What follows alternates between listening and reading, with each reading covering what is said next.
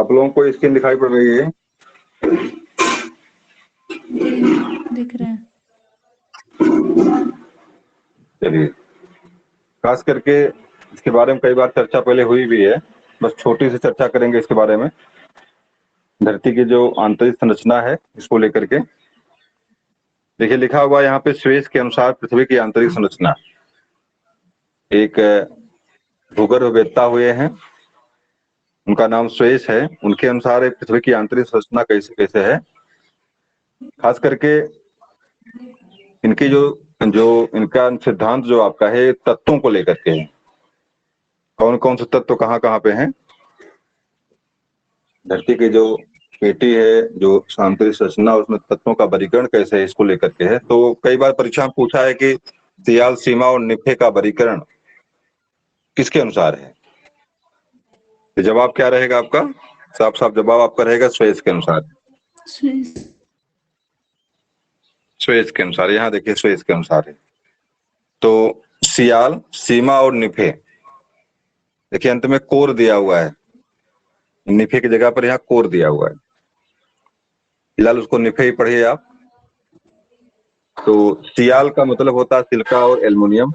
धरती के देखिए सबसे ऊपरी भाग के आपका यहाँ पे सबसे ऊपरी पोर्शन सफेद रंग से रंगा हुआ है, इसको हम क्रस्ट कहते हैं।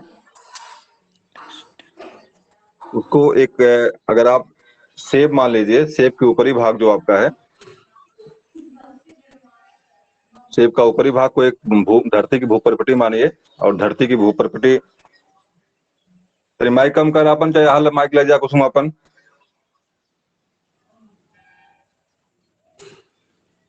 तो धरती की भूप्रपटी जो क्रस्ट धरती की है,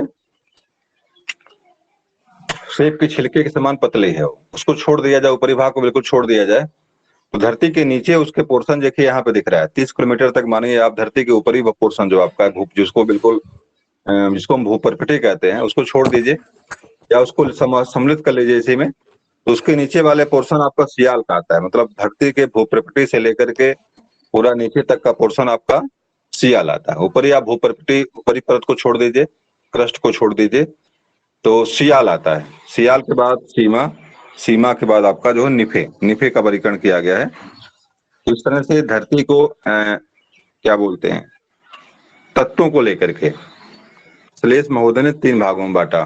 सियाल का मतलब हो गया सिलिका और एल्युमिनियम।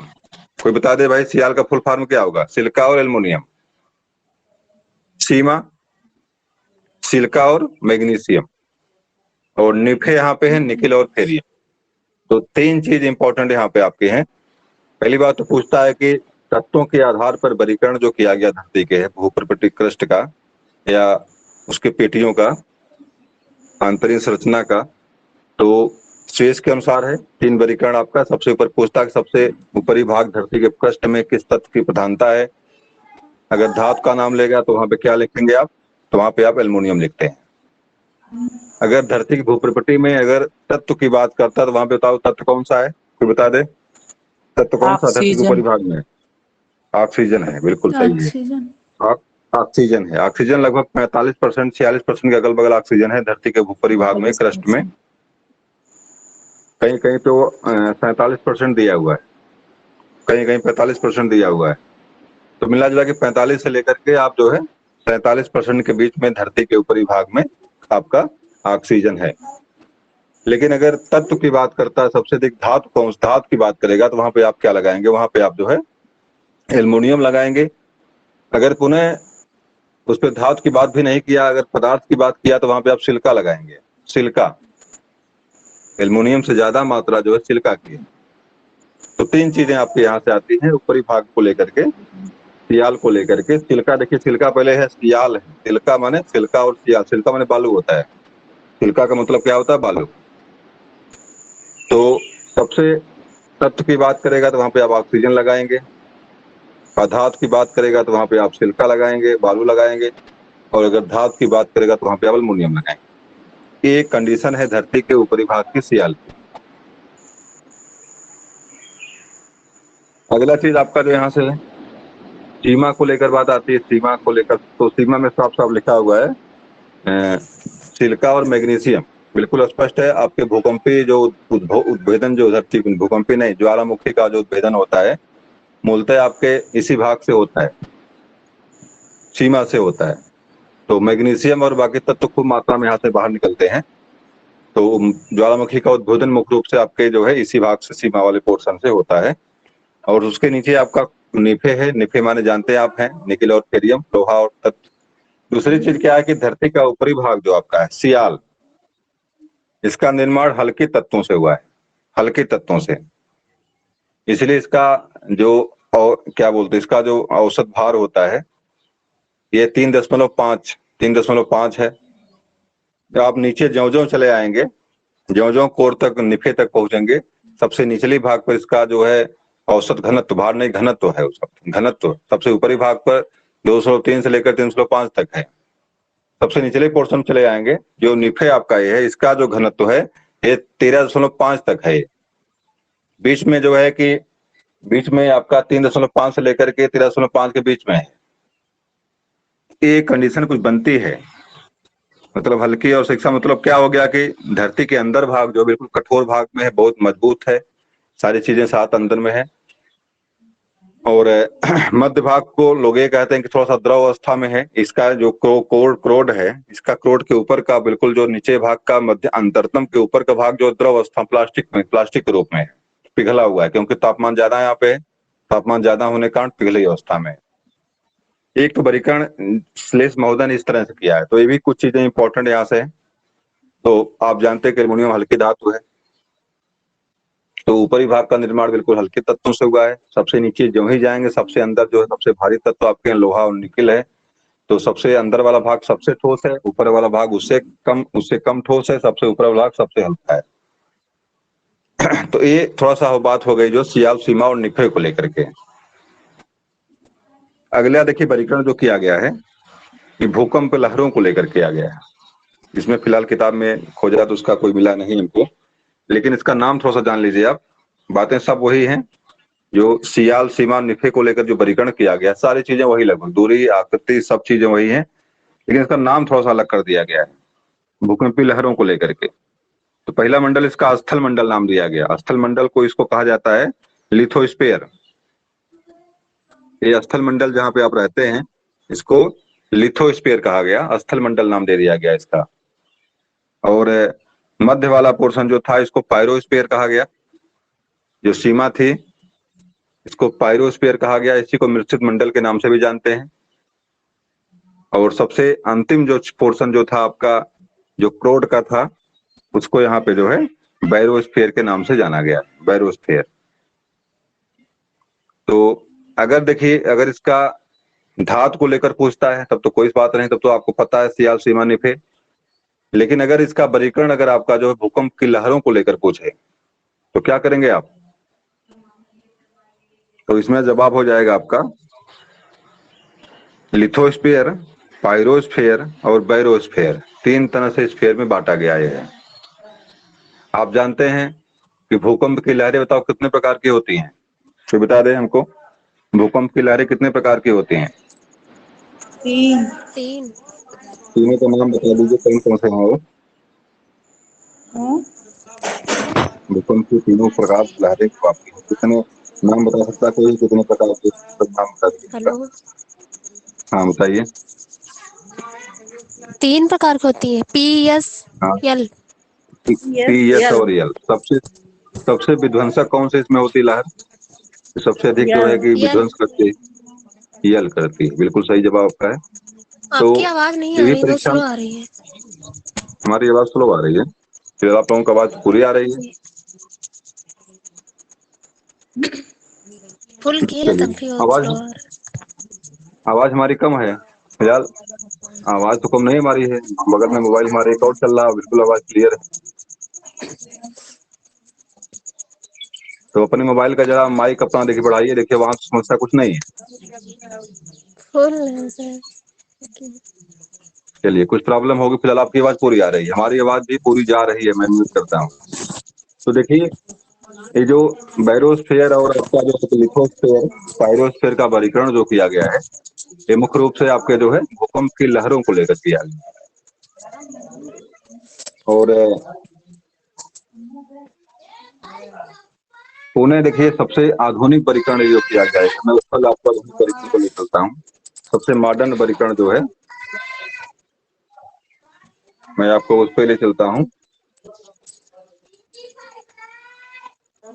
क्या बात कर नहीं रहा है, चलिए सबसे आधुनिक वर्गीकरण पे आ जाइए। तो मॉडर्न वर्गीकरण जो सबसे मान्य, फिलहाल काम के चीज तो तीनों आपके हैं, तीनों परीक्षा में आपके श्लेष का भी पूछा जाता है और भूकंप लहरों को लेकर भी प्रश्न पूछे जाते हैं आपसे हैं। और अंतिम जो आपका सबसे इम्पोर्टेंट जो वर्गीकरण आपका है, इसको भी देख लीजिए आप लोग एक बार। आपका भूपर्पट्टी, मेंटल और मेंटल और क्रोड, तीन वर्गीकरण जो आपके किए गए धरती को है, ये भी चीजें आपकी इम्पोर्टेंट यहाँ पे। तो देखिए बड़ा नहीं हो रहा है, चलिए देखिए ये देखिए लिखा हुआ है यहाँ पे धरती, बिल्कुल धरती बनाई गई है। धरती के देखिए तीन भागों में काट दिया गया है। सबसे अंदर पीला दिख रहा है आपको, उसके बगल में गुलाबी है थोड़ा सा, और सबसे ऊपर लाल पोर्शन से रंगा गया है। तो तीन तरह से रंगा गया आपका है। सबसे अंतरिम पोर्शन जो आपका है, इसको हम क्रोड के नाम से जान, क्रोड मतलब होता है कि अंतरतम बिंदु जो है, इनर कोनर जो है, सबसे अंतिम जो सबसे धरती के सबसे मध्य वाला पोर्शन जो है उसको क्रोड कहते हैं। और उसके क्रोड के बाद का पोर्शन को क्रोड के बाद के पोर्शन को हम जो है मेंटल कहते हैं। और मेंटल के सबसे ऊपरी जो भाग आता है उसको भूपर्पट्टी का, तीन भागों में बांटा गया है, भूपर्पट्टी, मेंटल और क्रोड, तीन भागों में धरती को बांटा गया। अब इसको लेकर जरा देखिए कि इसमें क्या क्या चीजें आपके काम की।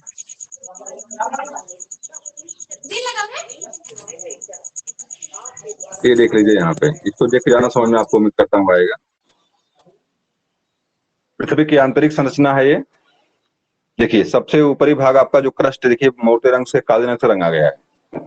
इसकी गहराई जो है 30 किलोमीटर तक मानी गई नॉर्मली जो है।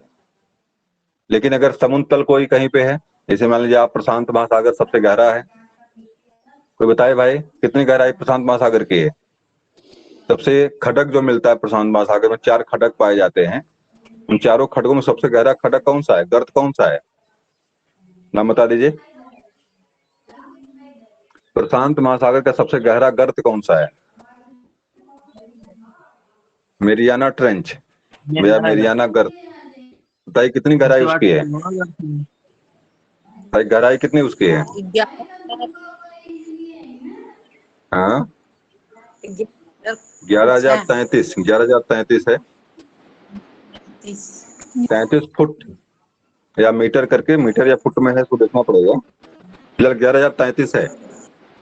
सबसे गहरी जो सुंडा और 3-4 गर्तें यहाँ पे हैं प्रशांत महासागर की। अगर देखिए नॉर्मली तो गहराई इसकी जो है 0 से लेकर के 30 तक मानी गई, ऊपरी मेंटल का, ऊपरी जो ऊपरपट्टी क्रस्ट की। लेकिन अगर समुद्र तल मिल गया वहां पे, भाई 11,000 तो यही घुस गया आपका। उसके अंदर पुनः जाएंगे तो वहां कहीं कहीं 5 किलोमीटर है, कहीं कहीं पर 6 किलोमीटर है। मतलब इस तरह करके जो समुद्र के अंदर के अंतरतम गहराई से जो है ये क्रस्ट की मोटाई जो है कहीं 5 है, कहीं 10 है, इस तरह करके है वहां पे। तो वहां थोड़ा सा गहराई, ऊंचाई मोटाई कम इसकी हो जाती है। लेकिन कहीं पर पर्वत कोई पड़ गया, अगर हिमालय पर्वत मान लीजिए मिल गया, हिमालय पर्वत की ऊंचाई तो वैसे 8 किलोमीटर तक है। हिमालय पर्वत की ऊंचाई वैसे 8 किलोमीटर है, 8,850 मीटर है। तो लगभग 9 किलोमीटर तो इसकी ऊंचाई है। तो 9 किलोमीटर तो अपने आप बढ़ गया है ना।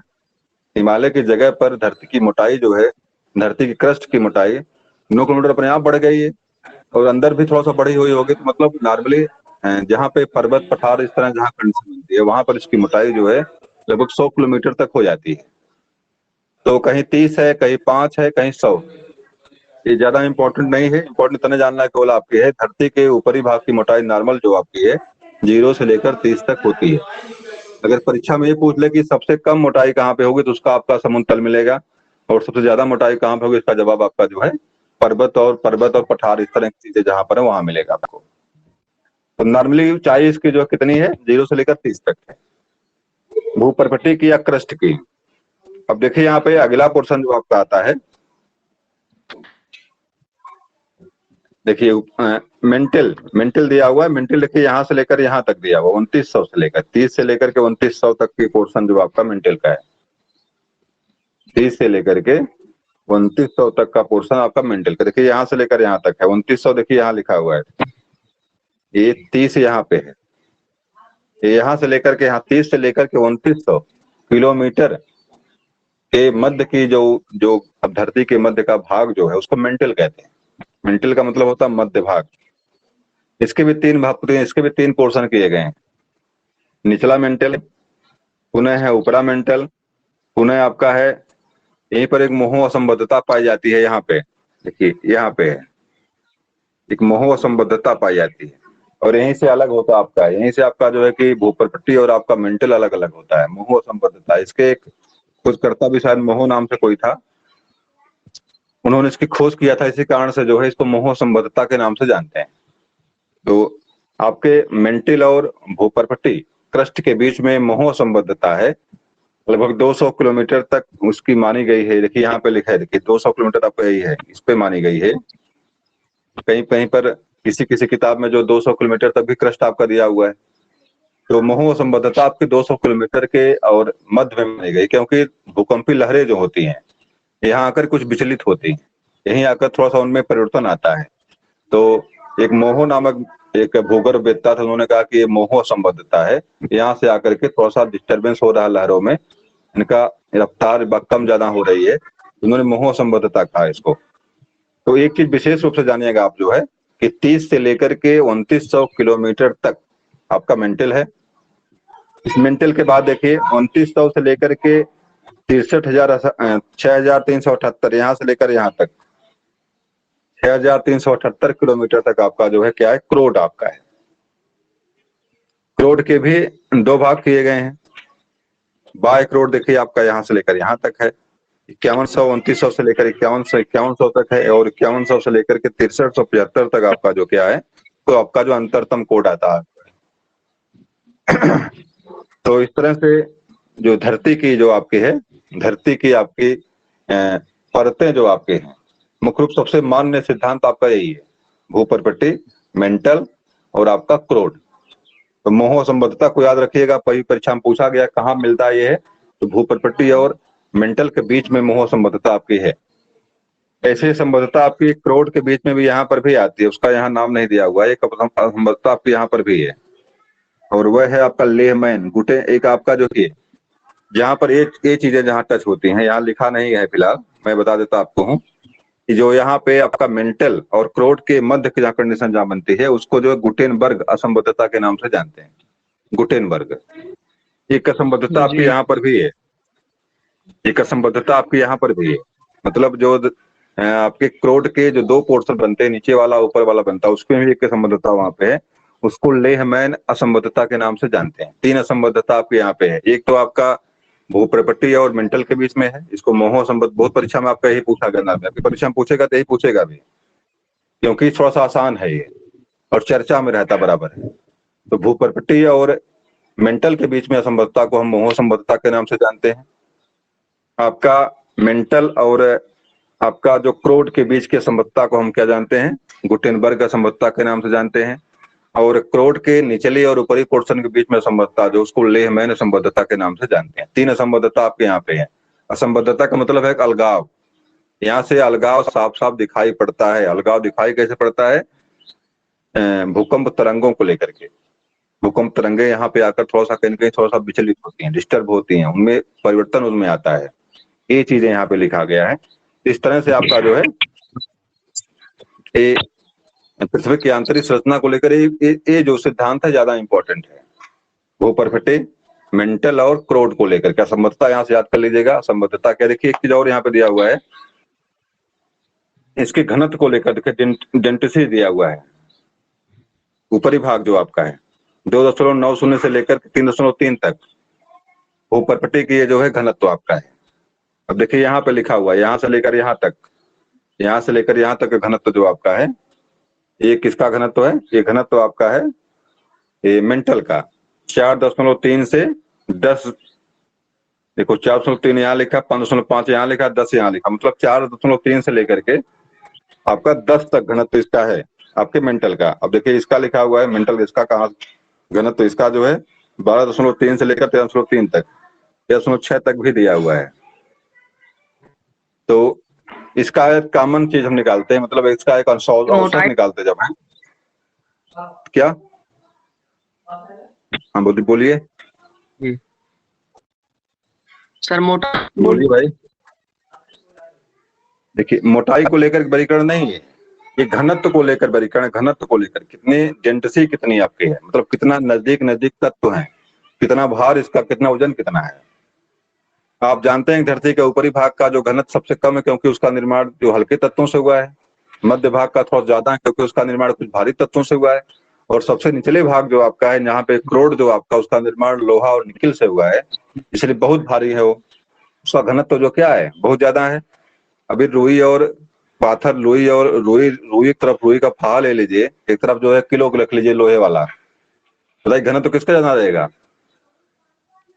भाई लोहे के पाथर का ही तो रहेगा। एल्युमिनियम ले लीजिए, लोहा ले लीजिए, बराबर बराबर अनुपात, बराबर आकार लिए हुए दोनों हो, लेकिन दोनों में वजन किसका रहेगा? लोहे का ज्यादा रहेगा। अगर आप जो है कि लोहा ले लीजिए, सोना ले लीजिए, बराबर मात्रा में,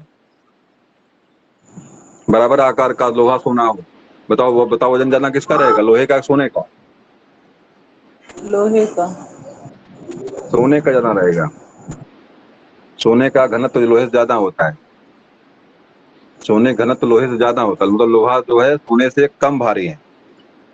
आपका जो लोहा होता है, क्या बोलते हैं, लोहा सोने से हल्का है। लोहा सोने से हल्का होता है। अगर वजन की बात करेंगे दोनों में, तो लोहा कमजोर पड़ जाएगा वहां पे।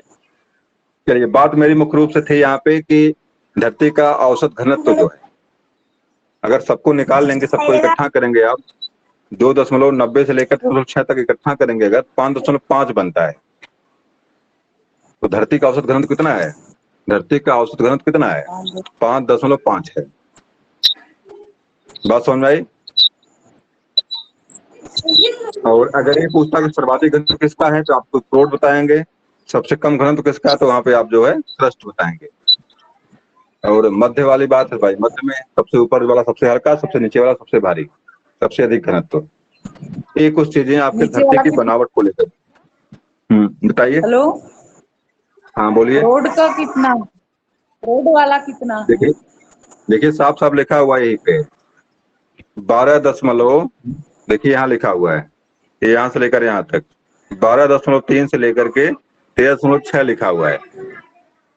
इस बीच में इसका घनत्व होता है, सबसे मैक्सिमम घनत्व 13.6 लिखा हुआ है ये, और मध्य में 13.3 लिखा हुआ है। और इसका भी देखिए लिखा हुआ है मेंटल का, 4.3 से लेकर 10.10 तक लिखा हुआ है मेंटल का। और देखिए सबसे ऊपरी पोर्शन जो यहाँ से है, ये यहाँ से लेकर यहाँ तक 2.90 से लेकर 3.3 तक। कहीं कहीं थोड़ा सा बड़ा घटा किताबों में मिलेगा आपको, लेकिन मुख्य रूप से यही आपका है। एक घनत्व को लेकर परीक्षा में कई बार प्रश्न किया हुआ है। तो औसत घनत्व धरती तो का अगर जो है इसी में 5.5। हाँ बताइए। अगर तीनों में से मतलब कोई एक रहेगा तो सही करेंगे, चाहे जो क्वेश्चन मतलब अगर परीक्षा में आएगा तो। देखिए, परीक्षा में प्रश्न अगर आता है कि किसका घनत्व ज्यादा है, तो आपको इसका क्रोड का मारेंगे। अगर इसमें से पूछता है कौन सही करेंगे, देखिए बीच वाला जो आपका है यहाँ से, देखिए यहाँ सबसे ऊपर वाले भाग में हल्का है, नीचे वाले भाग में सबसे भारी है। क्रोड में भी आपके ऊपर देखिए कम है, नीचे ज्यादा है। मेंटल में ऊपर कम है, नीचे ज्यादा है। तो अगर इस तरह पूछेगा ही नहीं आपसे, इस तरह प्रश्न आपसे पूछेगा ही नहीं हो।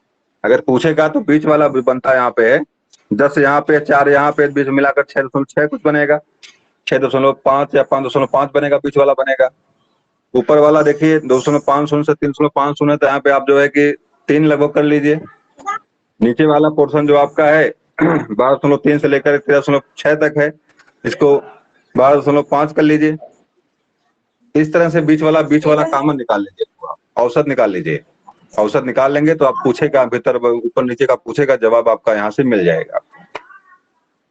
अपने हिसाब से कॉमन निकाल लेंगे, थोड़ा बहुत पूछेगा ऊपर नीचे करके, तो आपका जवाब सही हो जाएगा।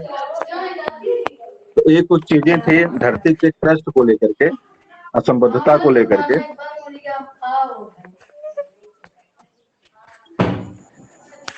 एक चीज और जानिएगा, धरती के जो क्रोड है उसकी बताइए गहराई कितनी है? 6,378 किलोमीटर। देखिए यहाँ पे लिखा हुआ है 6,378, यहाँ जीरो यहाँ पे है।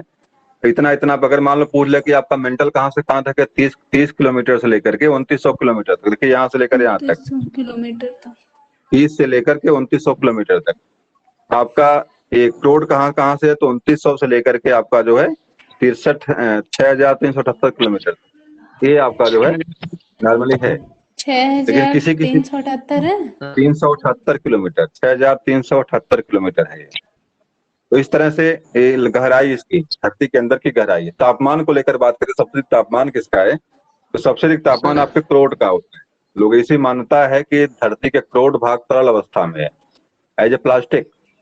तो परीक्षा में एक बार पूछा भी था कि भाई प्लास्टिक अवस्था में कौन सा भाग है, इसका जवाब क्या देंगे आप? इसका जवाब जो करोड़ के ऊपर वाला पोर्शन, जो आपका ए वाला पोर्शन है, यहाँ से लेकर यहाँ तक है, इसको प्लास्टिक के रूप में मानता, मतलब पिघला हुआ, तो लगातार घूमता टहलता रहता है, पिघली हुई अवस्था में है। इसीलिए इस कंडीशन पे जब आपके भूकंप लहरें यहाँ से निकलती हैं तो यहाँ पे आकर बिल्कुल जीरो हो जाती हैं। बिल्कुल प्लास्टिक मंडल जो आपका है, प्लास्टिक मंडल में मतलब दूसरा जो मंडल आपका बनता है, क्या नाम था उसका, पायरोस्फीयर, क्या नाम था उसका, थोड़ा सा गलत हो गया मैं। पायरोस्फीयर देखिए आपका ये वाला मेंटल आपका है, मेंटल पे। तो इस कंडीशन में जब आपकी ये लहरें चलती यहाँ से हैं तो आपका प्लास्टिक मंडल जो आपका है, इस पे आकर के क्या होती है, लगभग समाप्त, जीरो हो जाती है। मतलब इस मंडल में भूकंप लहरें प्रभावित, क्योंकि द्रव अवस्था में है तो वहां पे भूकंप लहरें प्रभाव कम डालते हैं, तो लगभग जीरो हो जाती है। ये परीक्षा में कई बार पूछा गया यहाँ से। चलिए, तो इस तरह से कुछ चीजें थी यहाँ पे मंडल को लेकर के। और आपने आपने इसके चीजों को जान ही लिया कि कहाँ पे किस तत्व की प्रधानता है। हाँ, एक अगर पूरी धरती की बात करें, हम पूरे क्रस्ट की बात करें, बताइए भाई पूरे क्रस्ट में सबसे अधिक कौन सी धातु है, सबसे अधिक कौन सी तत्व है, बताइए पूरे धरती में, पूरे पृथ्वी में सबसे अधिक तत्व कौन सा है? एल्युमिनियम। लोहा है। पूरी धरती की बात अब हो रही है, सबसे पूरी धरती की बात हम कर रहे हैं, सबसे अधिक मात्रा में लोहा है। उसके बाद नंबर आपका आता है ऑक्सीजन का। लोहा के बाद नंबर आपका आता है 35% लगभग लोहा है, 30% लगभग आपका ऑक्सीजन है, और सिलिकॉन आपका लगभग 15% है, मैग्नीशियम आपका 13%। चार चीजें आपको याद रखें। पूरी धरती को लेकर बात करेगा तो लोहा सबसे ऊपर हो जाएगा। अगर भूपर्वतीय की बात करेगा तो वहां पे एल्युमिनियम सबसे ऊपर हो जाएगा। तत्व की बात करेगा भूपर्वतीय में तो आपका ऑक्सीजन सबसे ऊपर हो जाएगा। तो कुछ चीजें जो कॉमन चीजें आप यहाँ दिमाग में रखेंगे, आप अपने दिमाग में आप रखेंगे टेस्ट में। और तत्व में एल्युमिनियम से ज्यादा आपका सिलिकॉन है, एल्युमिनियम से ज्यादा आपका सिलिकॉन है। तो अगर धातु की बात, तत्व की बात करेगा तब सिलिकॉन हो नंबर 1 हो जाएगा ऑक्सीजन के बाद। लेकिन अगर धातु की बात करेगा तब आपका एल्युमिनियम आएगा। तो तत्व की बात करेगा तो ऑक्सीजन नंबर 1, नंबर 2 आपका सिलिकॉन, नंबर 3 आपका एल्युमिनियम भूपर्वतीय में। लेकिन अगर धातु की बात करेगा तो नंबर 1 आपका कौन पहुंच जाएगा, तो आपका एल्युमिनियम पहुंच जाएगा। ये कुछ बातें थी आपके धरती की क्रस्ट को लेकर के, मतलब धरती के निर्माण को लेकर के, आंतरिक तत्वों को लेकर कुछ बातें थी। चलिए अब हम आपको सीधे ले चलते हैं, जो मनोवैज्ञानिक कुछ प्रश्नावली है हमने रिकॉर्ड किया उसको है, तो मैं आपको सीधे वहीं ले चलता हूँ। आप बोलो मनोविज्ञान की प्रश्नावली पे आ जाइए और हम लोग सीधे उसको प्रश्नों को करते हैं।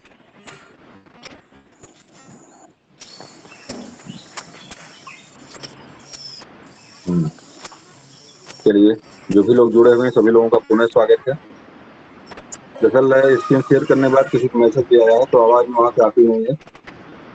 मेरी आना अर्चना का कदम कमेंट है मेरी। अभी आपका माइक सही नहीं हुआ क्या है अर्चना? एक बार बोल दीजिए कि आपका माइक अभी सही नहीं हुआ।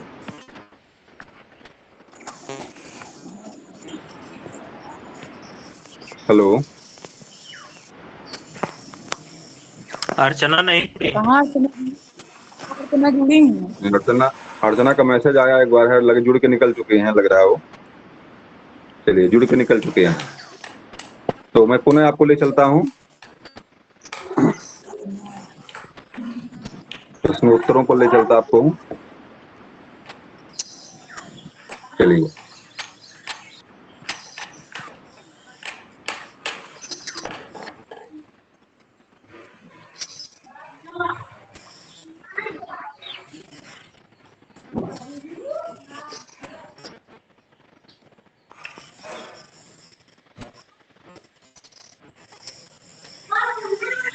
चलिए आप लोग जरा आ जाइए इस पे, इसको शुरू में कर लेता हूँ शुरुआत से।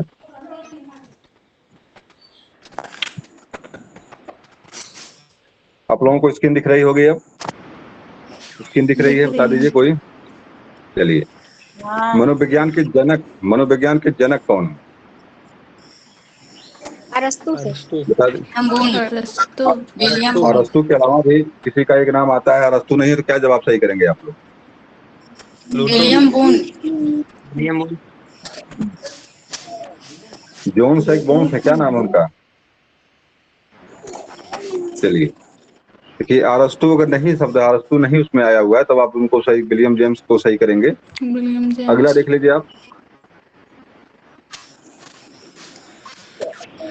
थोड़ा सा इसको और करना पड़ेगा। हाँ ठीक, आग जा रहा है बहुत तेजी से। चलिए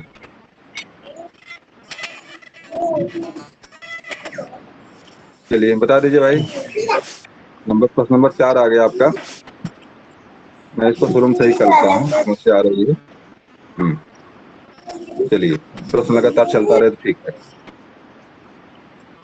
जनक देखिए, अरस्तु को सही किया इसने।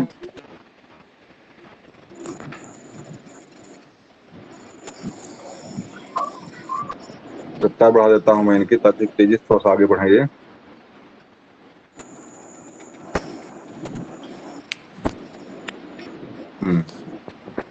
चलिए, अगला प्रश्न आपका है, बच्चों को शिक्षा प्रदान करता है औपचारिक रूप से, परिवार बच्चों को शिक्षा प्रदान करता है औपचारिक रूप से, अनौपचारिक रूप से, प्रयत्न सहित और नियमित रूप से। क्या सही करेंगे आप?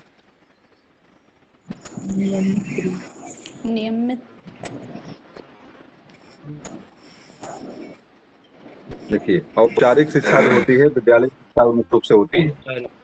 औपचारिक शिक्षा क्या होती है? विद्यालय शिक्षा होती है। अनौपचारिक शिक्षा होती है विद्यालय से इतर शिक्षा जो होती है, चाहे परिवार से सीखें, चाहे समाज से सीखें।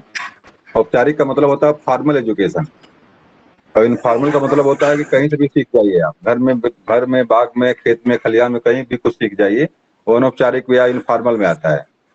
तो फॉर्मल का मतलब होता है, औपचारिक का मतलब होता है विद्यालयी शिक्षा, और अनौपचारिक का मतलब होता है इतर, विद्यालय से इतर कोई शिक्षा कहीं से भी सीखें आप। तो अनौपचारिक शिक्षा के रूप में आएगा। अभी देखता हूं मैं सही क्या करता है। चलिए, सही कर दिया आपका अनौपचारिक।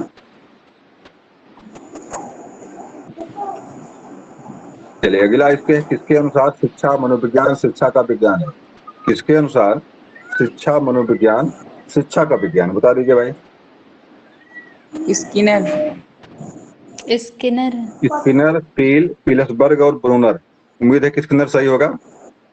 शिक्षा मनोविज्ञान शिक्षा का जी विज्ञान है। सर, चलिए स्किनर ही देख है। लिया जाए, देख लिया जाए इसका सही क्या है जवाब।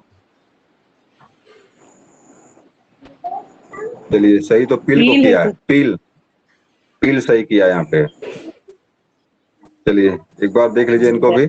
अनुदैर्ध्य उपागम में जिन बालकों का पर्यवेक्षण किया जाता है वे होते हैं। अनुदैर्ध्य उपागम में जिन बालकों का पर्यवेक्षण किया जाता है वे होते हैं नए, विभिन्न, निश्चित, उपरोक्त में से कोई नहीं।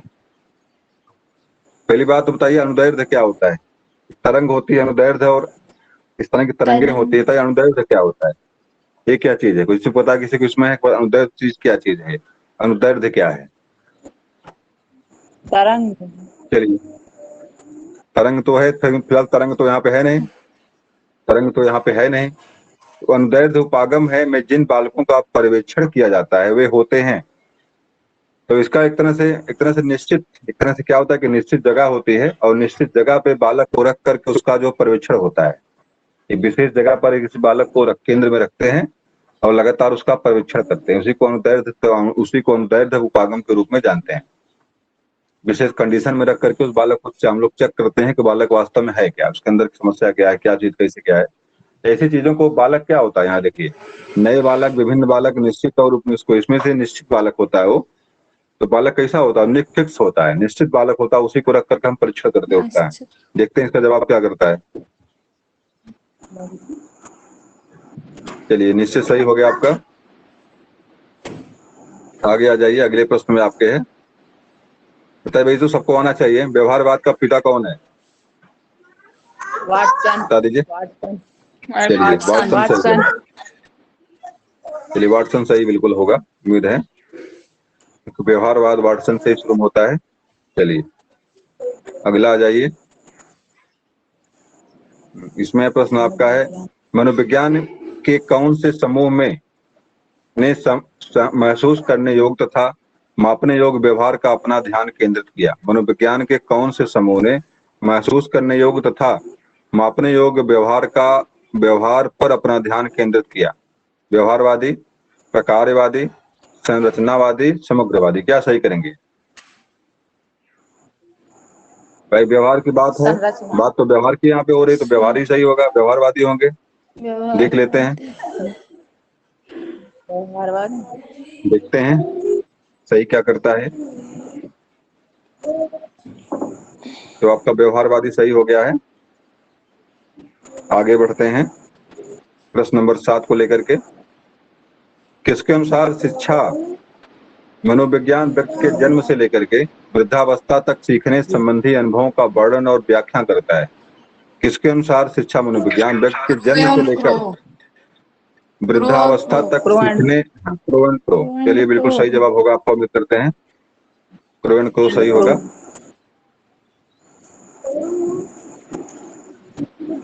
चलिए, क्रो सही हो गए हैं। मतलब जन्म से लेकर मरने तक जो अध्ययन करता शिक्षा मनोविज्ञान, शिक्षा संबंधी, तो आपका क्रो है। चलिए, प्रश्न इंपॉर्टेंट है। मनोविज्ञान आचरण और यथार्थ का विज्ञान है। मनोविज्ञान आचरण और यथार्थ का विज्ञान है। क्या सही करेंगे? किसका कथन है ये? वुडवर्थ, मैकडोगल, स्किनर, प्लेटो।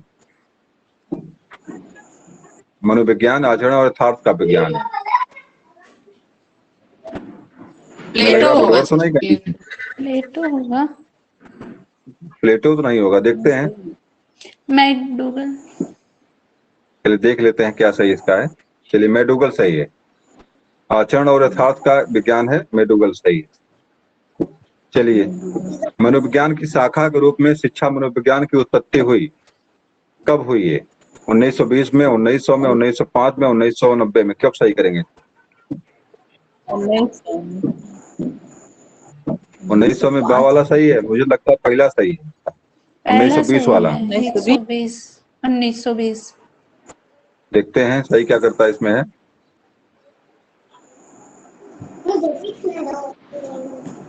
चलिए, 1900 सही किया। 1900 सही है। हाँ, चलिए, शिक्षा शक्ति मनोविज्ञान का जनक है। खोपा, बाल्फ, सेल्फ, उपयोग, सभी। क्या सही करेंगे आप लोग इसमें?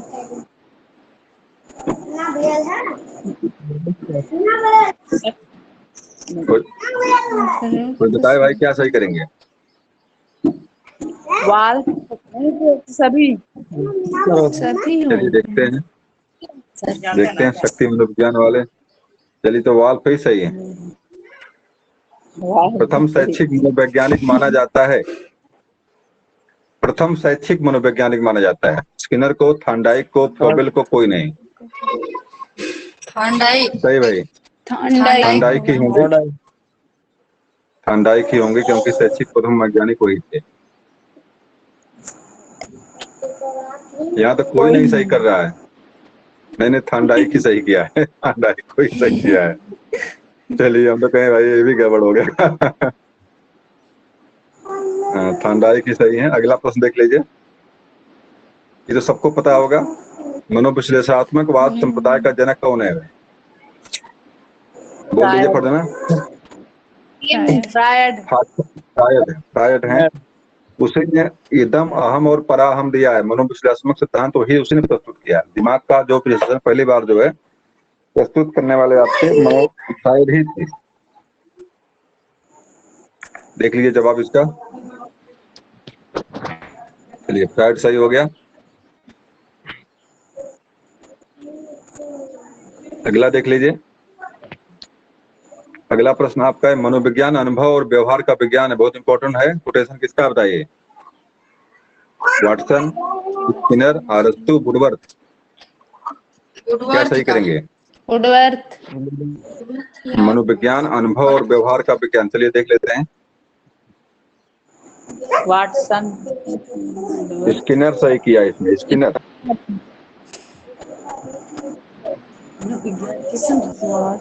मनोविज्ञान के संरचनावाद संप्रदाय का जनक है। मनोविज्ञान के संरचनावाद संप्रदाय का जनक है, क्या सही करेंगे? बुंट, जेम्स, फ्रायड, स्किनर। गुण का चाहे सर जेम्स। सर जो पिछला क्वेश्चन बताइए। था, फिर इसने हाँ, उसको पिछली पुनः देखना 2019 चाहेंगे? सर हाँ बताइए। सर ये हाँ पूछा बताइए, था यही प्रश्न था ना? हाँ कि सर यही प्रश्न था, लेकिन सर इसमें जो आप कैटल था उसको ऑप्शन परीक्षा में कैटल सही हमने किया है कैटल इसका। दिया था कुछ। कुछ परिवर्तन तो नहीं उसमें है शब्दावली में? सर लेकिन सब शब्दावली में कोई परिवर्तन तो नहीं है भाई। एक चीज तो लिखते सभी लोग हैं, कुछ थोड़ा चेंज कर देंगे, उनका हो जाएगा, उनका हो जाएगा, बदल जाएगा, थोड़ा जाएगा। मनोविज्ञान अनुभव और व्यवहार का विज्ञान है। जी psychology is the science of experience and the behaviour. तो थोड़ा सा भी चेंजिंग कर देंगे तो इनका उनका बदल जाता है। व्यवहार का विज्ञान कर देंगे तो आपका वाटसन हो जाएगा। अनुभव जोड़ देंगे उसमें तो आपका जो है स्किनर हो जाएगा। तो थोड़ा सा अंतर करते, ज्यादा अंतर नहीं होता है। तो थोड़ा सा उसको शब्दावली देखिएगा, शब्दावली में दोनों एक है, एक अंतर अलग अलग दोनों। तो मनोविज्ञान अनुभव और व्यवहार का विज्ञान है, ये कथन है आपका स्किनर का सही किया गया है। तो इसको देखिएगा। फिलहाल मेरी उम्मीद करता हूँ सही दिया होगा, गलत नहीं करेगा। अगला देख लीजिए।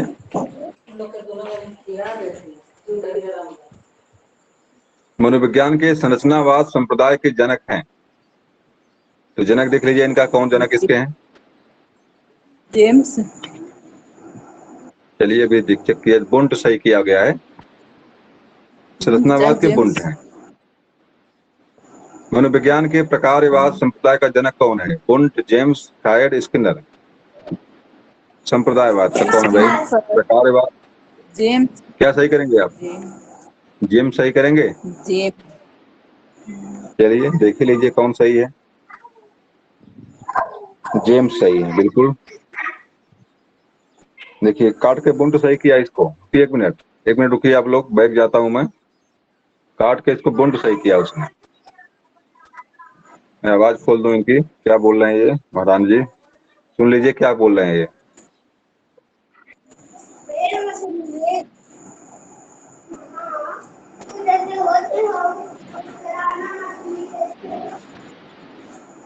देखिए बुंट को सही किया इसने। अरे उसमें सही किया है ना, इसमें नहीं, संरचनावाद में किया है, प्रकारवाद है। तो प्रकारवाद को देख लिया जाए। चलिए इसको भी देख हाँ, लीजिए। जेम्स है।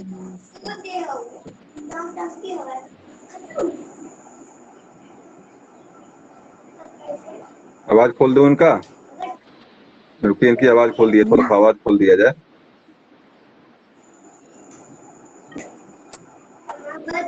संरचनावाद यही था ना?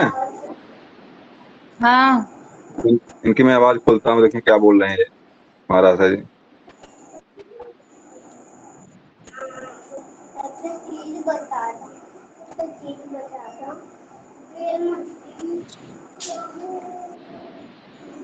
आवाज नहीं आ रही है।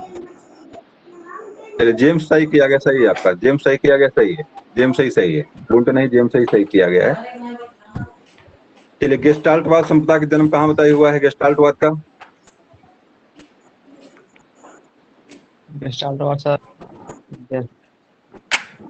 गेस्टाल्टवाद संप्रदाय का जन्म कहाँ हुआ है? जर्मनी। जर्मनी है, बिल्कुल जवाब सही आपका है। जर्मनी बिल्कुल होगा। गलती होने कोई चांस। जर्मनी सही है इसका। जर्मनी सही है बिल्कुल। गेस्टाल्टवाद असल आपके कोप्टा, कोहलर जो आपके थे, बर्दिमर, ये सभी जर्मनी के ही थे।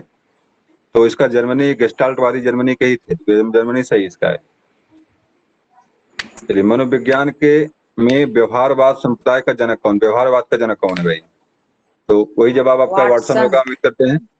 वाट्स व्यवहारवाद के वाटसन ही है, तो वाटसन ही सही होगा ये।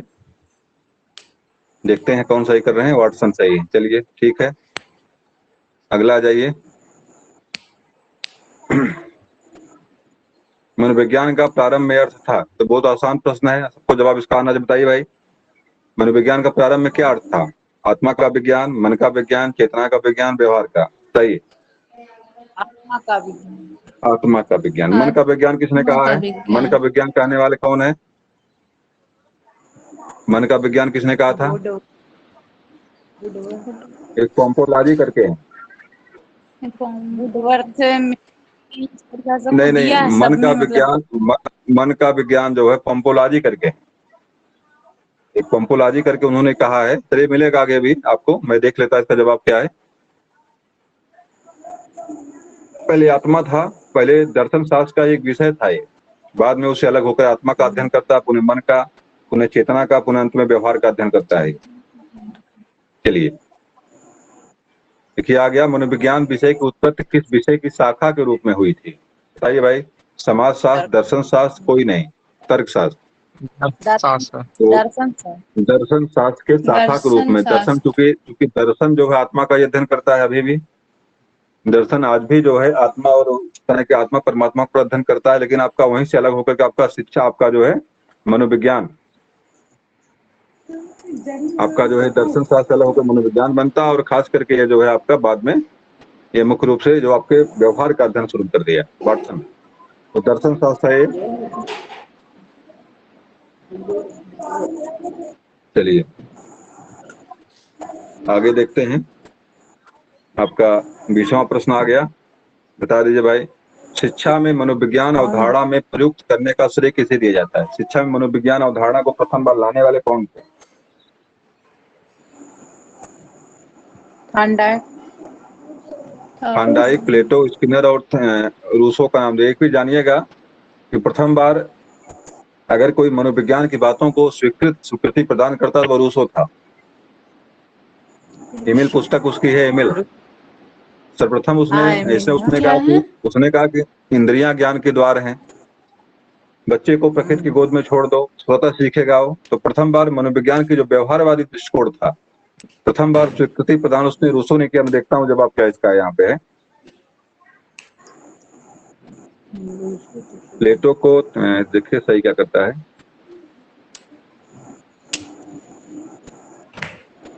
चलिए रूसो सही किया गया। तो मनोवैज्ञानिक अवधारणा प्रथम बार रूसो ने ही लाया था। शिक्षा मनोविज्ञान स्पष्ट व निश्चित रूप से सामने आया, तो आपने जवाब वही था आपका 1900।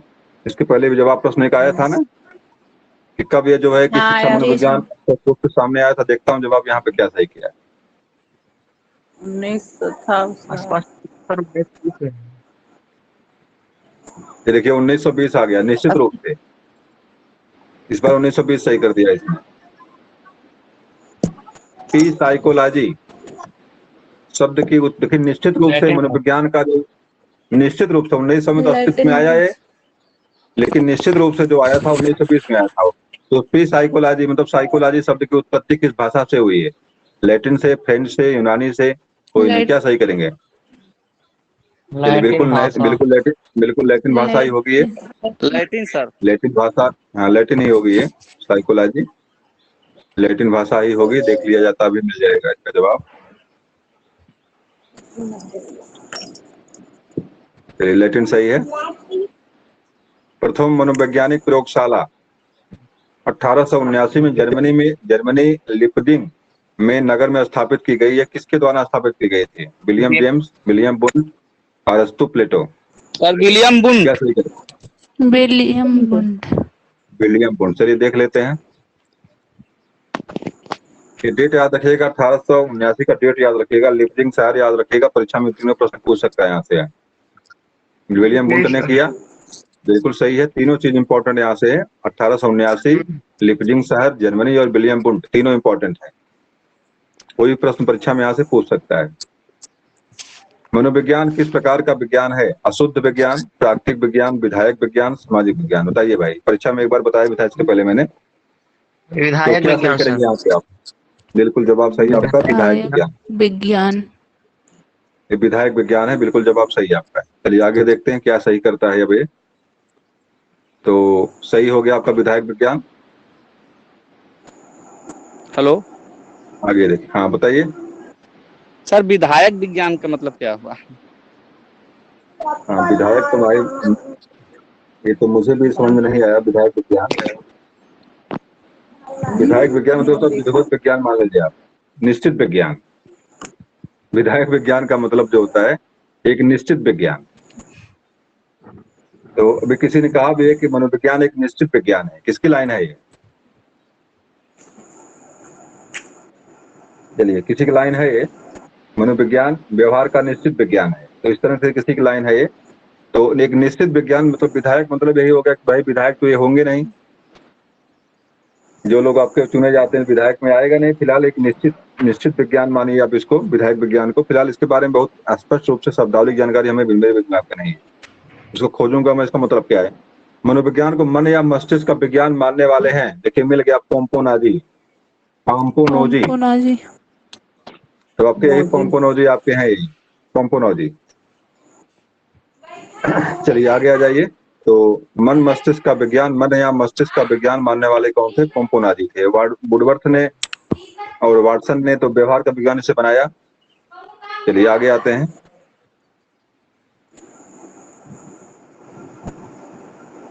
पोम्पोनाजी सही इसका है, मन या मस्तिष्क का विज्ञान पोम्पोनाजी। मनोविज्ञान व्यवहार का क्या आ गया? जो लाइन थी हमारी लाइन आ गई। मनोविज्ञान व्यवहार का निश्चित विज्ञान है, ये कथन है स्किनर का, वुडवर्थ का, वाटसन का। और तो क्या सही करेंगे? Skinner sir. वहां पर व्यवहार स्किनर। और अनुभव था। नहीं, वहां पे व्यवहार और अनुभव था, अनुभव भी था वहां पे। यहाँ मात्र व्यवहार है। हाँ, यहाँ अभी इसके पहले मिला जो था वहां पे अनुभव भी था वहां पे साथ। वाटसन होंगे। तो इसमें देखिए स्किनर तो नहीं होगा, क्योंकि थोड़ा सा अंतर दोनों में, मैंने कहा ना थोड़ा सा अंतर दोनों में होता है। तो वहाँ व्यवहार और अनुभव दोनों था वहां पे, यहाँ पर मात्र जो व्यवहार है। चलिए देखते हैं क्या सही करता है।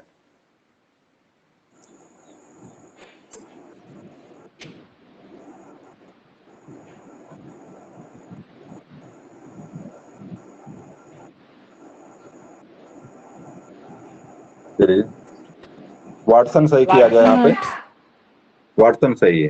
तो थोड़ा सा अंतर आप समझिए, थोड़ा सा अंतर समझा करिए। जो है जो थोड़ा सा अंतर होता है वो चीज समझने वाली है। शिक्षा मनोविज्ञान शैक्षणिक परिस्थितियों में मानव व्यवहार का अध्ययन है। शिक्षा मनोविज्ञान शैक्षणिक परिस्थितियों में मानव व्यवहार का अध्ययन, एक कथन है वाटसन का, स्किनर का, क्रो का कोई नहीं। वाटसन का है। क्रो का सही किया। देखिए मैं क्रो बताऊं एंड सबसे क्रो। आसान चीज क्या है।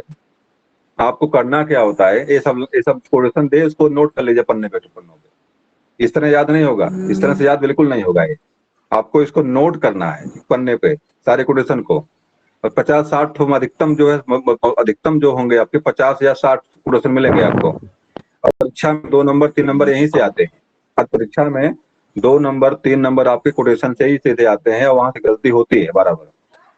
तो आपको एक पाठ पर जो भी वीडियो देखिए अपने मोबाइल से या जहां से भी देखिए आप, जो है या किताब से पढ़िए, उसको एक पन्ने पे अलग जगह पे उसको नोट कर लीजिए।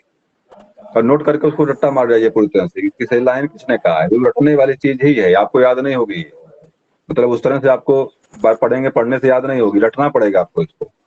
तो एक पन्ने पर 2-3 पन्ने पे मिला हो जाएगा आपको ये। तो आप इसको पूरी तरह से जो है लिख डालिए और उसको रट डालिए। 3 नंबर 2 नंबर आपको मिलेंगे यहाँ से, आपके जो स्टेटमेंट लोगों के हम कथन जो बनाते है। हैं सर नोट। हाँ इससे मिलेंगे, इसको अलग से बनाइए, इसको अलग से यहाँ छाट पे छाट के जो बनाइए पढ़ाया इसको। जाता है सबका अलग अलग नोट बनाए हैं। नहीं नहीं वो नहीं कह रहा हूँ, मैं कह रहा हूँ कथन को अलग छाटिए। जो अभी जो नोट कर रहे हैं कथन को अलग छाटिए। कथन जो है किसने क्या कहा, इसको अलग पन्ने पे नोट करिए। सबका अलग से पन्ने पे, मतलब अलग पन्ने पे, सबको अलग ऐसे पन्ने ही पे सारे करते कथन को हैं नोट कर सर। डालिए। चलिए ठीक है आगे आ जाइए। देखिए शिक्षा मनोविज्ञान व्यक्ति के जन्म से वृद्धावस्था तक के सिद्धांतों के अनुभवों का वर्णन और व्याख्या करता है, परिभाषा दी है। शिक्षा मनोविज्ञान व्यक्ति के जन्म से वृद्धावस्था तक सीखने के अनुभवों का वर्णन और व्याख्या करता है। स्किनर, क्रो एंड क्रो, काल्सनिक, इसमें से क्रो एंड क्रो सही होगा, देखता हूँ। चलिए देख लीजिए इसका जवाब क्या है। काल्सनिक होगा। काल्सनिक सही किया है। यही सब गलती हो गई ऐसे, छोटे छोटे बड़े अच्छे कोटेशन है, इसको नोट कर लीजिए। चलिए ये भी एक कोटेशन ही है, ये भी कोटेशन ही है। मनोविज्ञान की खोजों का शिक्षा में व्यवहारिक प्रयोग ही शिक्षा मनोविज्ञान है। मनोविज्ञान की खोजों का शिक्षा में व्यवहारिक प्रयोग ही शिक्षा मनोविज्ञान है। ये परिभाषा दी स्किनर ने, क्रो एंड क्रो ने, काल्सनिक ने, कोई नहीं। सर स्किनर अब ने। बताइए। स्किनर। चलिए देख जवाब देख लीजिए। जी सर स्किनर होगा। चलिए जवाब देखते हैं अभी क्या आपका आता है। थोड़ा सा रुक के चल रहा है, नेटवर्क प्रॉब्लम है क्या। चलिए काल्सनिक ये भी सही किया है। काल्सनिक ये भी सही है। मनोविज्ञान का शिक्षा के क्षेत्र में योगदान नहीं है। क्या योगदान नहीं? शिक्षा का सैद्धांतिक पक्ष पर बल, बिल्कुल बल देता है मनोविज्ञान। शिक्षा का बाल केंद्रित, वास्तव में प्रथम बार शिक्षा गुरु केंद्रित थी। प्रथम बार शिक्षा को शिक्षा के केंद्र बिंदु में लाने वाला बालक को जो है मनोविज्ञान ही है। इसमें पाठ्यक्रम में सही है। सुधार, उपरोक्त सभी। तो योगदान नहीं है लिखा हुआ है, योगदान नहीं है। तो भाई क्या सही करेंगे आप? पाठ्यक्रम में सुधार भी किया इसने है, और शिक्षा का सैद्धांतिक पक्ष पर बल भी दिया है। शिक्षा का बाल केंद्रित पहला वाला इसमें हो सकता है थोड़ा सा गड़बड़, बाकी पाठ्यक्रम में सुधार, पाठ्यक्रम के भी प्रिस्क्राइब करता है बच्चों को इस टाइम पे ये पढ़ाइए। उपरोक्त सभी भाई बड़ी समस्या वाला प्रश्न तो आ गया। उपरोक्त सभी भी दिया हुआ है, यहाँ नहीं दिया हुआ है। उपरोक्त सभी तो सही है, लेकिन नहीं सब बड़ा दुविधा में डालना। चलिए देखते हैं जवाब क्या इसका है। पहला ही तब हो सकता है। चलिए देखते हैं इसका क्या सही करता है। पहला ही सही किया है, मतलब सबसे थोड़ा सा कमजोर पक्ष पहले का दिख रहा था। चलिए, मनोविज्ञान का शिक्षा के क्षेत्र में योगदान है। बाल केंद्रित शिक्षा, मूल्यांकन की नवीन विधियों की खोज, पाठ्यक्रम सुधार, सभी सही इसका करिए। इसमें द है सर, इसमें द है। इसमें कोई दुविधा नहीं, सभी सही इसका। इसमें कोई दुविधा नहीं, सभी सही इसका है। चलिए देख लेते हैं क्या सही करते हैं।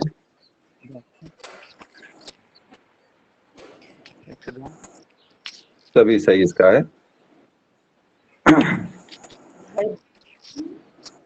अगला प्रश्न देख लीजिए। शिक्षा मनोविज्ञान की आवश्यकता है।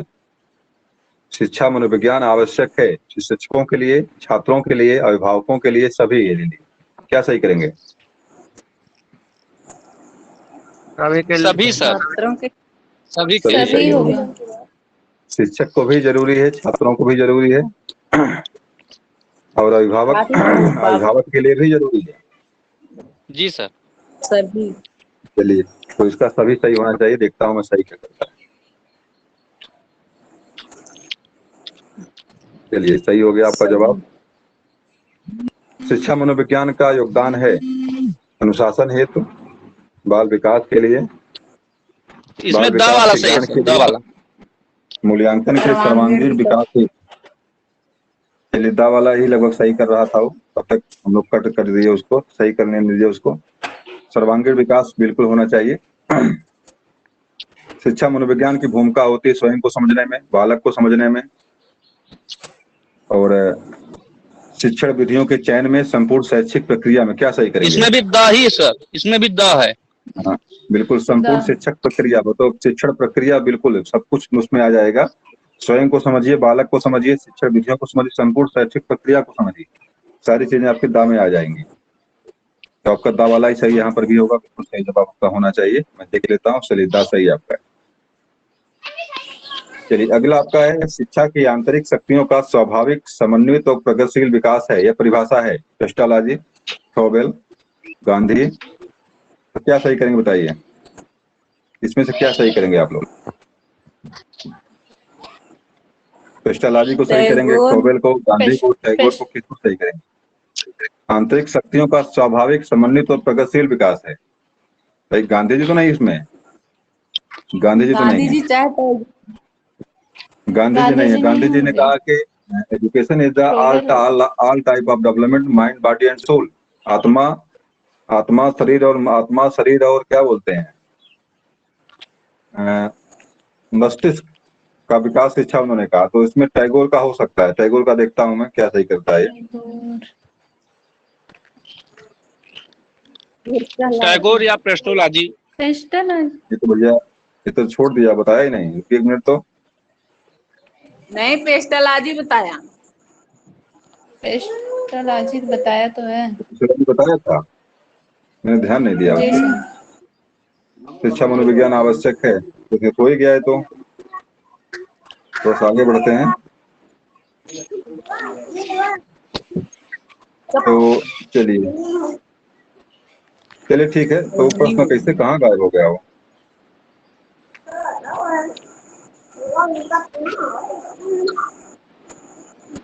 चलिए एक बार यही देख है। लिया जाए इसको। बस। एक बार देखते हैं सही क्या कर रहा है। पेस्टोलॉजी, हाँ पेस्टोलॉजी को सही किया, सही।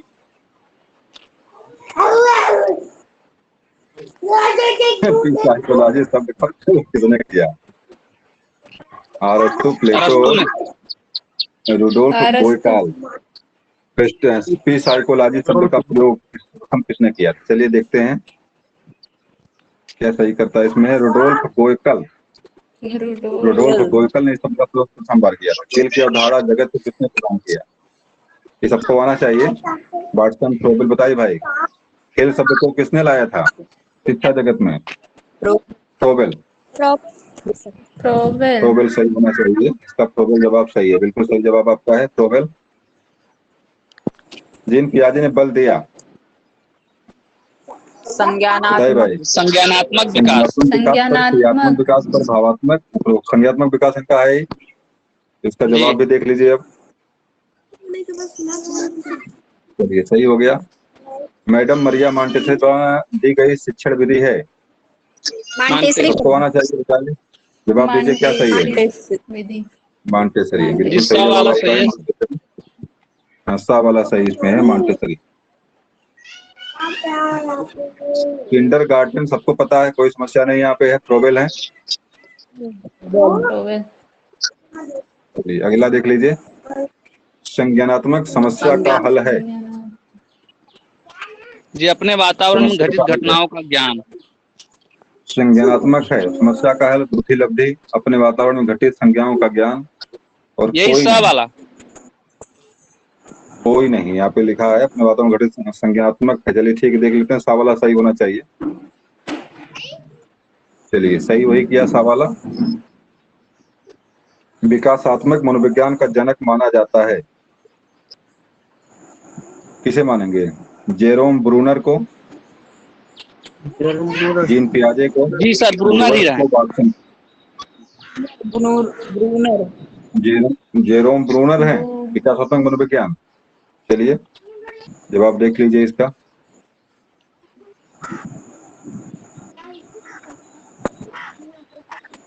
पियाजे तो नहीं है सही कर दिया। जीन पियाजे, जीन पियाजे किस देश के थे? सबको पता भाई, बताइए सबको पता है। जीन पियाजे कहाँ के थे? क्या सर? जीन पियाजे किस देश के थे? स्विट्जरलैंड के थे, स्विट्जरलैंड के। अपने दोनों बेटों पर पत्नी दोनों मिलकर प्रयोग करते हैं। जी सर, स्विट्जरलैंड। चलिए देखते हैं जवाब इनका। स्विट्जरलैंड है सर। जवाब स्विट्जरलैंड आपका है, सही जवाब बिल्कुल एकदम है। चलिए ये भी आपको आना चाहिए, बताइए भाई, फ्रोबेल कहाँ के थे? जर्मनी, इंग्लैंड के थे सर। बताइए किंडरगार्टन शब्द किस भाषा का है? किंडरगार्टन शब्द किस भाषा का है? किंडरगार्टन शब्द किस भाषा का है?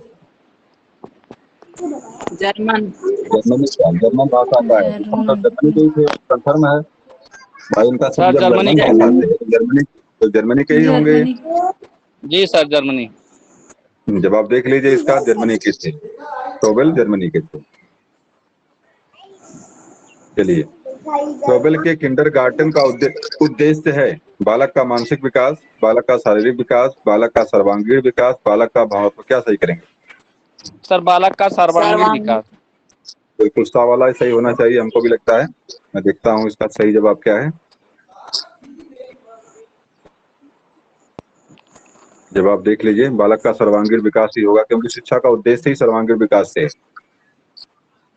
बिल्कुल सर्वांगीण विकास ही बालक का है। संरचनात्मक अधिगम का सिद्धांत किसने दिया?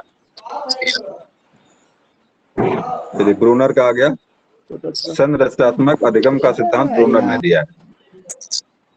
आगे देख लीजिए, अगला सवाल देख लीजिए। भारत में प्रथम मनोवैज्ञानिक प्रयोगशाला स्थापित की गई कहाँ पर? सर इसका बताइए भाई, पहले वाला भारत में कहाँ क्वेश्चन पे लाइए। ये पहले वाला क्वेश्चन यही है, इसके बाद वाला था? इसके बाद इसके बाद वाला था। चलिए इसके बाद वाला देख लीजिए। देखे नहीं क्या था वो। इसके बाद का प्रश्न देख लीजिए। 46 नंबर।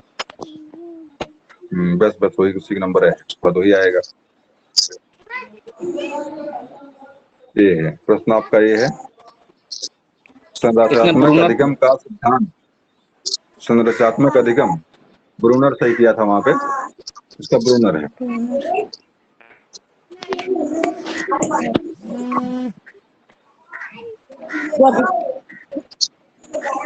चलिए अगला है, बताइए भाई क्या सही करेंगे आप? प्रथम मनोवैज्ञानिक प्रयोगशाला कहाँ पे की गई? कोलकाता सर। कलकत्ता में, कलकत्ता, दिल्ली में, कलकत्ता। चलिए कोलकाता में की गई थी। चलिए देख लेते हैं भाई जवाब इसका। कोलकाता में कहाँ पे है?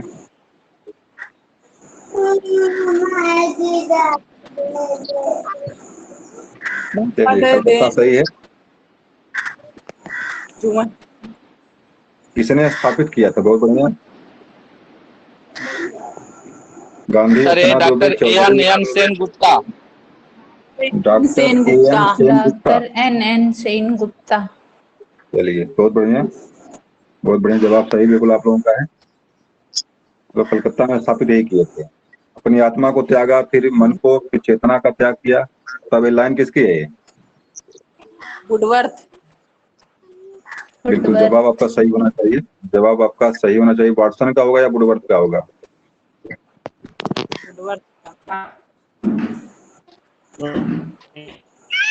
जवाब हो जाए। चलिए वुडवर्थ सही है, बहुत बढ़िया, वुडवर्थ सही है।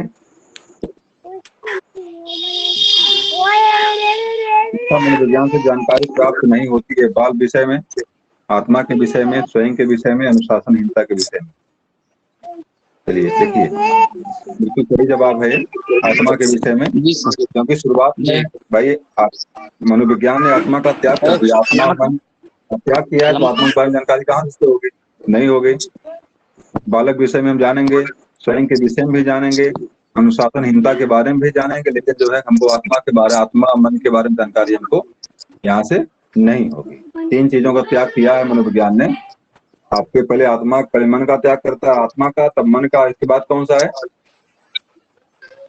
चेतना का।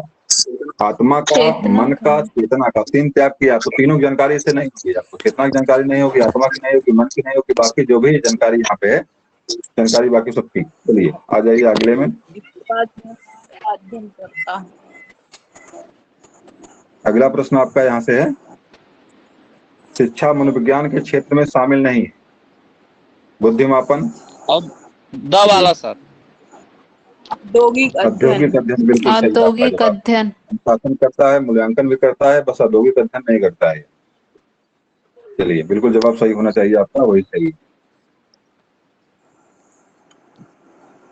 आपका प्रश्न नंबर 51-52 है। शिक्षा के लिए मनोविज्ञान अध्ययन सहायक है बालक के व्यवहार को समझने में, कक्षा कक्ष की समस्याओं को समझने में। क्या सही करें बताइए भाई? ये प्रश्न आसान आपका है।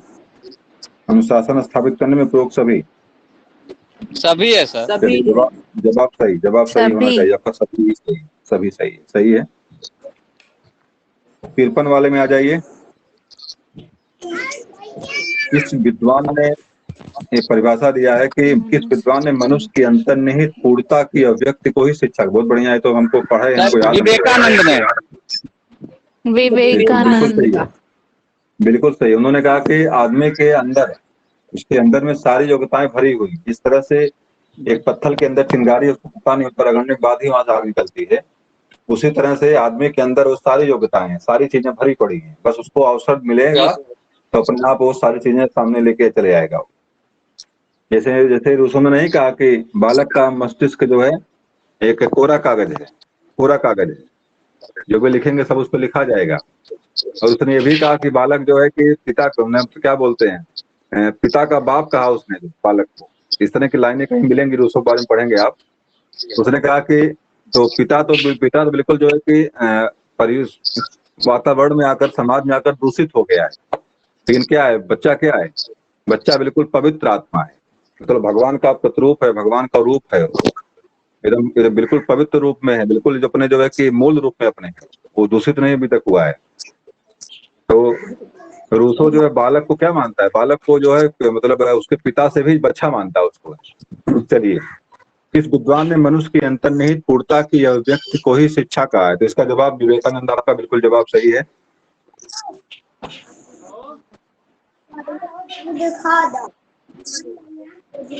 चलिए, अगला प्रश्न आपका है 54 नंबर प्रश्न आपका आ गया। शिक्षा मनोविज्ञान का उपयोग है पाठ्यक्रम सुधार में, सभी में। शिक्षा विधियों के सुधार में, नवीन मूल्यांकन विधियों की खोज में। बिल्कुल जवाब सही आपका है, इसका सभी जवाब सही इसका है। टी वाला सही इसका मिलेगा, द, बिल्कुल द सही इसका है। अगले में हम लौटते हैं अगले प्रश्न की तरफ।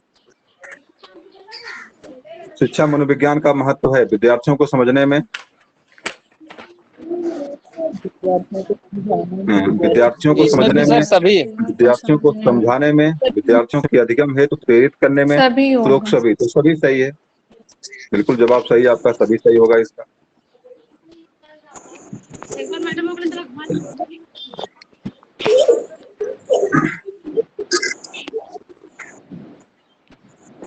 चलिए, अगला प्रश्न आपका ये है, किस मनोवैज्ञानिक को प्रथम शैक्षिक, चलिए जवाब मिल गया, थॉर्नडाइक। थॉर्नडाइक। मनोविज्ञान के अध्ययन की इकाई है, बताइए भाई इकाई क्या है, मनोविज्ञान के अध्ययन की समूह इकाई सर। क्या है? संस्कृति है, समाज है, व्यक्तित्व है, समूह है। मनोविज्ञान के अध्ययन की इकाई क्या है? संस्कृति है, समाज है, कि व्यक्तित्व है, व्यक्तित्व है कि समूह है? तो क्या सही करेंगे इसमें भाई? संस्कृति है, मनोविज्ञान के अध्ययन की इकाई है, समाज, संस्कृति, समूह, व्यक्ति। तो भाई इसको व्यक्ति तो नहीं है, जी समूह है। समाज है। समूह। समाज, समूह, समूह होगा। समाज होगा। थोड़ा दुविधा का प्रश्न आ गया। चलिए देखते हैं जवाब इसका, जवाब देख लीजिए।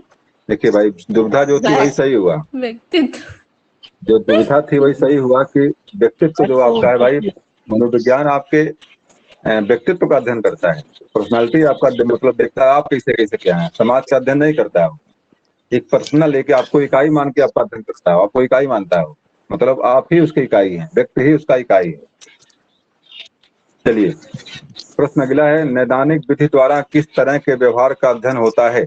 नैदानिक, नैदानिक मतलब होता है एक तरह से, क्या बोलते हैं, आपके अंदर कोई चीज कमी है, उसको पर्सनल आपके पास खोजा, आपके पास जाकर उसका अध्ययन करें।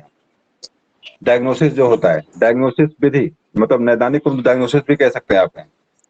किस तरह के व्यवहार का अध्ययन होता है? पशु व्यवहार, दैहिक व्यवहार, असामान्य व्यवहार, अनुबंधित व्यवहार।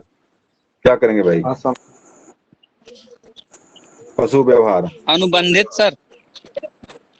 दैहिक व्यवहार, असामान्य, अनुबंधित ही होना चाहिए। जवाब आपका सही होना चाहिए, देखता हूं मैं सही क्या जवाब इसका है। चलिए अनुबंधित, और देखता हूं जवाब क्या सही इसका है। जवाब सही इसका असामान्य व्यवहार, असामान्य व्यवहार। असामान्य व्यवहार। चलिए, किसने समाज मिति विधि को बनाया?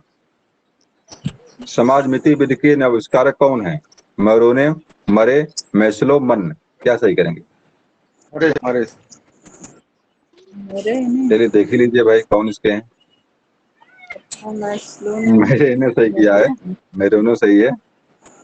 चलिए, ज्ञान ही सद्गुण है, प्रसिद्ध कथन किस मनोवैज्ञानिक ने कहा है? ज्ञान ही सद्गुण है, ये कथन किस मनोवैज्ञानिक ने किस मनोवैज्ञानिक से संबंधित है? सुकरात, सर सुकरात, विलियम बुल, सुकरात। सुकरात। क्लार्क हल और हर्मन रोसा। चलिए भाई, आपका भी जवाब देख लेते हैं, सुकरात सही है कि नहीं। ज्ञान ही सद्गुण है, चलिए बहुत बढ़िया, सही है जवाब। सुकरात की अध्ययन पद्धति को कहा जाता है, बताइए भाई, क्या कहा जाता है? विकासात्मक पद्धति, प्रयोगात्मक सर, द्वंद्वात्मक पद्धति, प्रयोगात्मक। प्रयोगात्मक प्रयोगात्मक। पद्धति, अनुकरणात्मक। मुझे लग रहा है इसका प्रयोगात्मक सही होगा। ये जवाब देख लेते हैं। चलिए, द्वंद्वात्मक सही किया है, द्वंद्वात्मक। क्या क्या सही किया सर? द्वंद्वात्मक, द्वंद्वात्मक। द्वंद्वात्मक। द्वंद्वात्मक। सुकरात की अध्ययन पद्धति द्वंद्वात्मक है भाई, प्रश्नोत्तरी पद्धति वही करता था, तो आपके मन में द्वंद्व जी पैदा सर। करता था कि आप सही है गलत है, उसी को पैदा करके निकल लेता था। जी। एक बार कहता था कि आपके धर्म में ये लिखा हुआ है, लेकिन सही बात मुझे ये दिखती है। वैसे मैं कहता हूँ ना कि चंद्र ग्रहण तो सूर्य चंद्रमा कारण लगता है। बिल्कुल मैंने सिद्ध कर जी। दिया कि चंद्रमा सूर्य ग्रहण, चंद्र ग्रहण बीच में आता है, सब चंद्र ग्रहण लगता है। तो पुनः मैं कहूँ कि नहीं, आपके धर्म ग्रंथों में तो लिखा है भाई राहु और केतु डसते हैं, तो सही के आप खुद निर्णय कर लीजिए।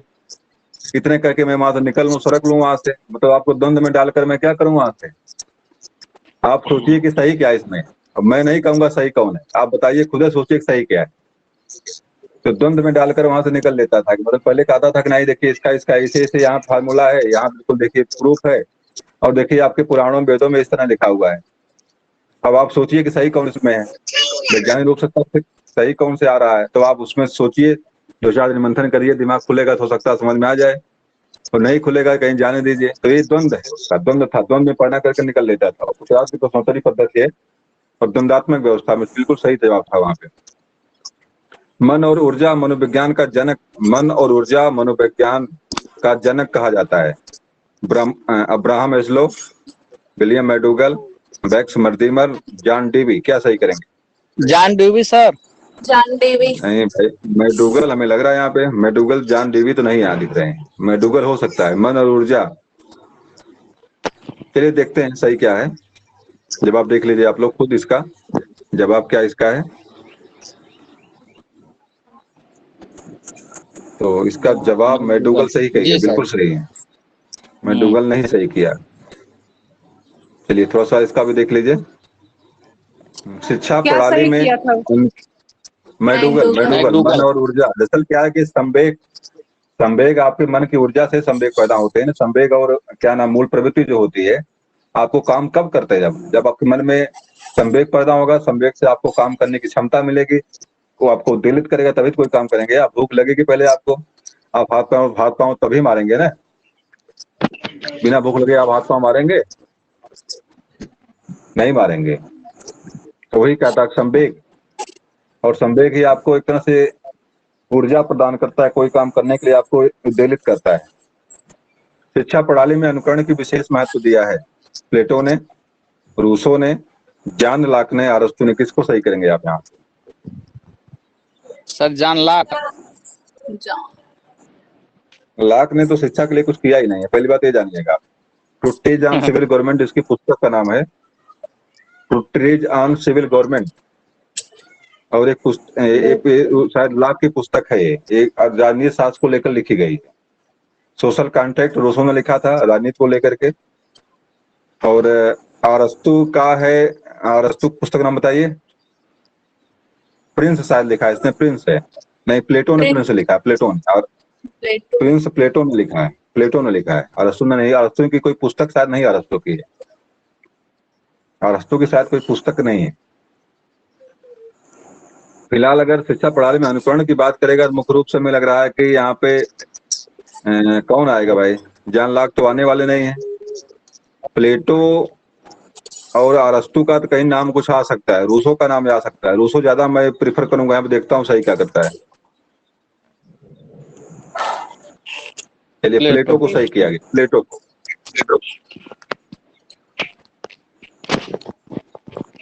किस मनोवैज्ञानिक को जनतंत्री शिक्षा का सबसे बड़ा व्याख्याता माना गया है? किस मनोवैज्ञानिक को जनतंत्री शिक्षा का सबसे बड़ा व्याख्याता? टर्मन को, जॉन डेवी को, सिगमंड फ्रायड को और किलपैट्रिक को? क्या सही करेंगे? जवाब देख लीजिए। Sigmund Freud. चलिए, जॉन डेवी। जनतंत्री शिक्षा का जॉन डेवी। करके सीखने के पक्षधर हैं, बताइए भाई। हैं? तो गलत हो गया, तो पहला नंबर आ गया, सब चौपट हो गया। रुकिए भाई, अगली वीडियो चालू हो गई। रुकिए एक मिनट, मैं इसको पहले ले आऊं, यहाँ तक कहाँ तक था ये पता नहीं। ये तो हुआ था। हुआ है। प्रश्न नंबर, सर 60 प्रश्न के नंबर पास बताइए जाइए। कौन सा था? प्रश्न नंबर कौन और सा था? आगे चलिए, 50 60 के के आगे। हाँ चलिए, भी हुआ था। जनतंत्री ये शिक्षा का सर यही सबसे बड़ा, चलिए यही था। तो सर चलिए आ गया, यही था तो यही था, बिल्कुल सही है। तो क्या सही करेंगे आप लोग? जॉन डेवी सही किया गया था यहाँ पे ना। जी सर। चलिए अगला देख लीजिए। जान से। हाँ, बोला मत बेटा, बढ़। चलिए अगला देखिए। करके सीखने के पक्षधर हैं Pavlov, Freud, Froebel, John Dewey. क्या सही करेंगे? Learning by doing. Problem. Froebel हमको भी दिखता है, फ्रायड भी है, फ्रॉबेल भी है, और फ्राबेल भी है, फ्रायड भी है। दोनों लोग देखिए अलग अलग हैं। फ्रॉबेल जो है किंडरगार्टन पद्धति है, फ्राबेल आपका मनोविश्लेषणात्मक वाला है। तो दोनों एक है नहीं, दोनों अलग अलग दोनों हैं। फ्रॉबेल और फ्राबेल दोनों अलग अलग हैं।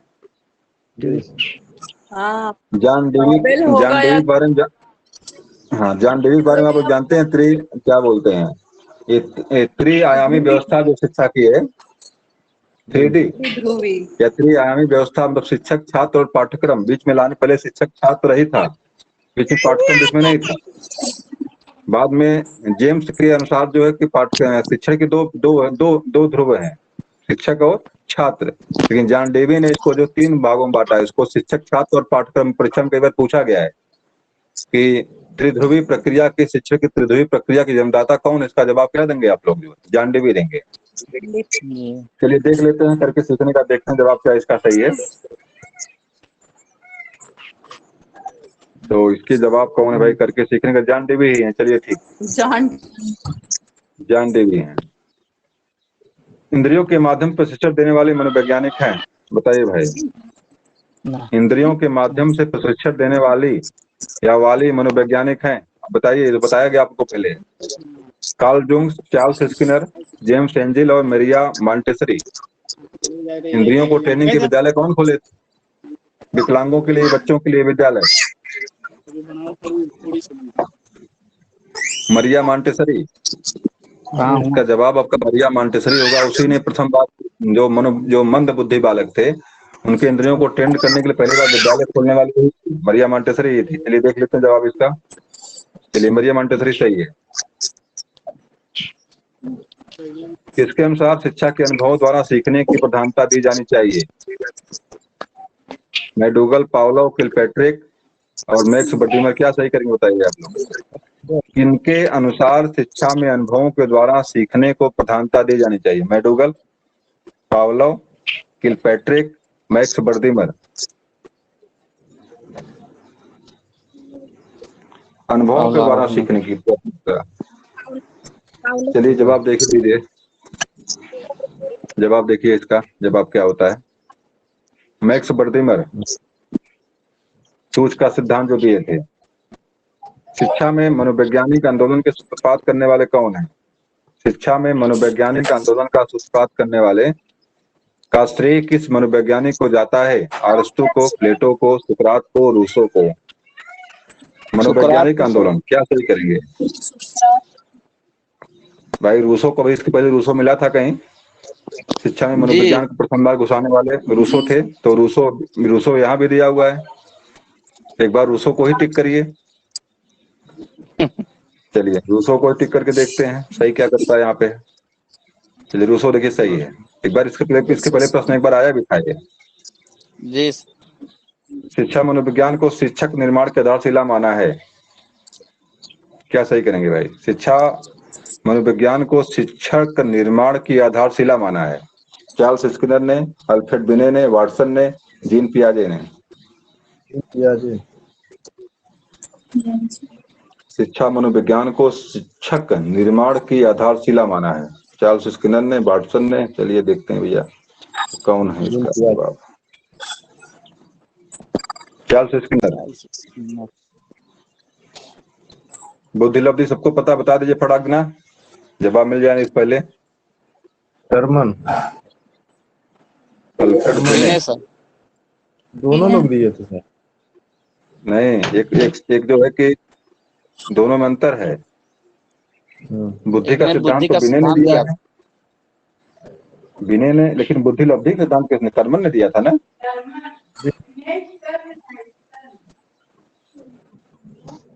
तो वहां देखिए, तो स्ट्राइक जाए जरा देखें तो कैसे गलत सही कर दिया उसको।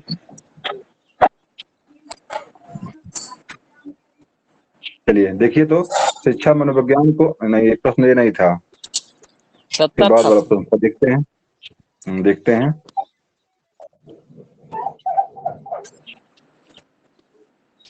बुद्धिलब्ध के विचारों का जनक कहा जाता है, तो किसने दिया है? बिने ने। अल्फ्रेड बुद्धिलब्धि। बिने तो बुद्धि, हाँ बुद्धि, हाँ बुद्धिलब्धि तो वही हुआ भाई। बुद्धिलब्धि भी तो वही हुआ। बुद्धिलब्धि खोज उसी ने किया था। कितना बुद्धिलब्धि आएगी, कितना किसका है। हाँ पापा। तो, तो बिने ही सही इसका है, सही है। जी ठीक सर। है, लेकिन एकदम नहीं रो रही थी, अभी थोड़ा शांत है। चलिए ठीक है, देख लीजिए इसका आगे। हाँ वैसे तो अभी ठीक है, हाँ, लेकिन जब इसके बात ना पहले करिए जो किए ही, थे तब नहीं अपने ठीक आवाज थी। बंद कर लीजिए जो ही। चलिए जवाब इसका दे दीजिए। किस मनोवैज्ञानिक के अनुसार सीखना उस समय अर्थपूर्ण होता है जब विद्यार्थी की रुचि कौतूहल के अनुरूप होती है? किस मनोवैज्ञानिक के अनुसार सीखना उस समय अर्थपूर्ण होता है जब विद्यार्थी की रुचि कौतूहल के अनुरूप हो? Mahatma Gandhi, Charles Skinner, Jean पियाजे, कार्ल जुंग। देखिए महात्मा गांधी की सर इतनी जीन क्षमता पी नहीं थी।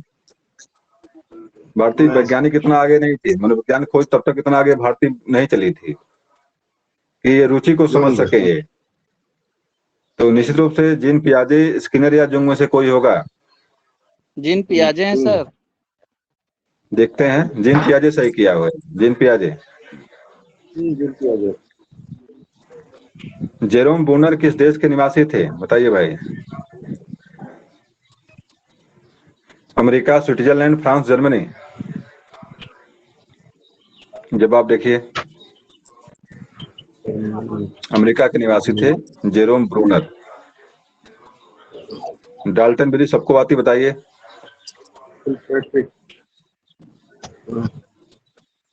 किलपैट्रिक है कि मिस हेलन पार्क हर्स्ट हैं? कौन है? मिस अकहर्ट। हेलन पार्क हर्स्ट हैं। चलिए बेनेटिका बेनेटिका बता दीजिए, ये भी सबको माना चाहिए। बेनेटिका के टोबेल, बासबर्न, किलपैट्रिक और सनबर्न।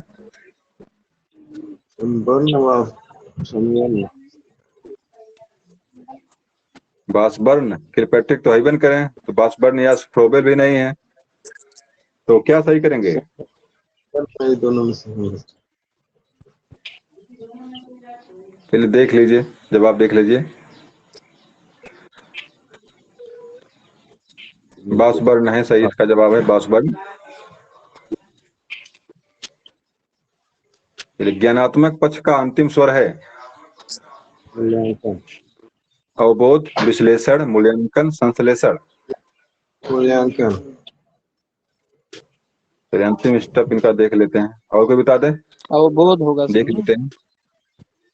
अंतिम पक्ष की बात कर रहा है, जी। देख लेते हैं। मूल्यांकन सही किया है, बिल्कुल सही जवाब आपका है, मूल्यांकन। गुणात्मक पक्ष का अंतिम सर मूल्यांकन। जी। अंतिम अगला 76 नंबर देखिए। मनोविज्ञान का अतीत लंबा है परंतु उसका इतिहास छोटा है। ये कथन किसने दिया? चलिए जवाब मिल गया आपको। एबिंगहॉस का कथन है ये। मनोविज्ञान का अतीत लंबा है परंतु इसका इतिहास छोटा है। ये कथन किसका है? एबिंगहॉस का। एबिंगहॉस। चलिए अगला आ जाइए। मनोविज्ञान का अध्ययन है प्रत्यक्ष, व्यवहार सामाजिक, का संवेदन, व्यवहार। व्यवहार सर। बिल्कुल व्यवहार सही है इसका, व्यवहार होगा ही क्योंकि मनोविज्ञान व्यवहार का अध्ययन करता ही है तो व्यवहार ही होगा इसका जवाब। प्रयोगात्मक विधि का प्रथम सोपान है विश्लेषण, प्राकल्पना, परीक्षण, समस्या। सर प्राकल्पना। सही है। प्राकल्पना माने क्या होता है? कल्पना प्राक। मतलब चलिए प्राकल्पना मतलब पहले कल्पना करना, विश्लेषण, परीक्षण, समस्या, प्रयोगात्मक विधि। चलिए देखते हैं जवाब इसका। अच्छा। समस्या है इसका। ये समस्या जो सर प्रथम सोपान ही, सर प्रथम सोपान ही समस्या है। हाँ तभी हाँ समस्या, पहले समस्या करेंगे उसके बाद तो आगे बढ़ेंगे। वहां पे समस्या आएगी तभी तो आप विश्लेषण करेंगे। कोई समस्या पैदा होगी। जी हाँ सर जी। मेन चीज वही है। मनोविज्ञान चेतना का विज्ञान है भाई, ये आना सबको होना चाहिए। बताइए मनोविज्ञान चेतना का विज्ञान है। नहीं, चेतना विज्ञान तो त्याग कर चुका है। फ्रायड कहाँ से आ जाएंगे? चेतना तो पहले त्याग चुका है। तो पुराने वाले कोई होंगे इसमें? हमें लगा जेम्स है इसके सही। जेम्स वाटसन तो व्यवहार का विज्ञान मानते हैं। वाटसन तो व्यवहार का विज्ञान करते हैं इसको, है तो चेतना का विज्ञान दिया हुआ है जी। तो हमें लग रहा है जेम्स होंगे इसके। देखता हूँ जवाब क्या इसका है। James weber. देखिए जेम्स सही किया है। James weber. पशु मनोविज्ञान का पिता, पशु मनोविज्ञान का पिता, पशु मनोवैज्ञानिक भी के नाम से किसको जाना जाता है? पशु वैज्ञानिक थांडाइक। जी। Animal psychologist. प्रथम बार पशुओं पर प्रयोग करके सिद्धांत देने वाले जो है थांडाइक ही थे। इसका जी सर ये थांडाइक ही स्वयं जवाब पशु मिलेगा। डॉक्टर थे। पशु डॉक्टर तो नहीं थे, लेकिन प्रथम बार पशुओं पर प्रयोग करके सिद्धांत प्रतिपादित किए थे। अच्छा पशु डॉक्टर भी थे वो भाई। तो सर्जन तो आपके डॉक्टर, सर्जन तो क्या नाम, पावलो थे। सर्जन तो पावलो थे। सर और किसी ने पशु डॉक्टर, आपने बताया था कोई पशु डॉक्टर भी था। बस हाँ 10 उनके बारे में मिनट। वो डॉक्टर मिलता है उसके, इनका उपनाम है इनका ये। थांडाई का उपनाम तो है, डॉक्टर हो सकते हैं। थांडाई का उपनाम है प्रथम पशु डॉक्टर के बारे में इस तरह कथन मिलता है इनके बारे में। तो डॉक्टर भी हो सकते हैं। और प्रथम बार पशुओं पर परीक्षण करके उन्होंने जो सिद्धांत दिया, इस कारण भी हो सकता है इनको नाम दिया गया हो। चलिए अगला आ जाइए। सर कब तक चलेगा? बस 100 खत्म होने वाला है। सब पूरा हो जाए। मनोविज्ञान व्यवहार का विज्ञान है। बताइए। जी सर वाटसन ही वाटसन सही होगा। होगा। वाटसन ही सही होगा। चलिए वाटसन सही हो गया। 82 नंबर पे आ जाइए। प्रेरक मनोविज्ञान के प्रबल समर्थक हैं। बताइए पेड़ा का महत्व इसमें दिया। पेड़ा को महत्व देने वाले कौन? थांडाइक, वुडवर्थ, जीन पियाजे, स्किनर। क्या सही कहते भाई? क्या बोलते हैं? रीइंफोर्समेंट प्रबलन सिद्धांत किसने प्रबलन का दिया हुआ है? जी स्किनर ने सर। प्रबलन का सिद्धांत किसका है? हाँ स्किनर का है। जी प्रबलन का सिद्धांत स्किनर का है। क्रिया प्रसूत सिद्धांत के नाम से भी उसको जानते हैं हमें। उसने कहा कि बच्चे पहले पैर छुए उसके बाद उनको आशीर्वाद दीजिए। तो बच्चों का पैर छूना एक तरह से क्रिया है, उसके बाद उनको जो मिठाई और पैसा मिलेगा उनको, वह उसका प्रसूत है, उसका पुरस्कार के रूप में। मतलब पहले काम बच्चे पहले याद करें तब उनको टॉफी दे दिए, टॉफी पहले मत दीजिए। पहले बच्चे एक पाठ याद कर डालें तब उनको टॉफी दीजिए, तब उनको गाड़ी दीजिए। परीक्षा पहले बच्चे पास करें तब उनको इनाम रखिए। तब बच्चे परीक्षा तब बच्चे इनाम के डर से नहीं पढ़ेंगे, क्रिया अच्छी करेंगे जानेंगे हमको इनाम मिलेगा इसका, इसलिए वो पढ़ेंगे उसको। चलिए देखते हैं जवाब, इसका जवाब क्या है, जवाब देख लेते हैं।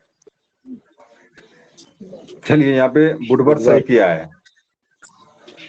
एक बार बैठ जाके देखें इसको तो सही बुधवर्त कैसे हो गया।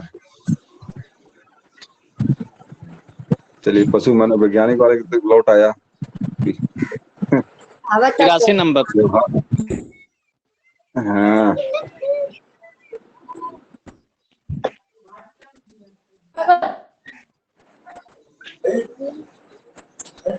प्रेरक वाले में भाई इनका नाम मेरे फिर समझ नहीं आ रहा, बुधवर्त का नाम, जबकि स्किनर होना चाहिए यहाँ पे। चलिए ठीक है, जो भी है मान लीजिए।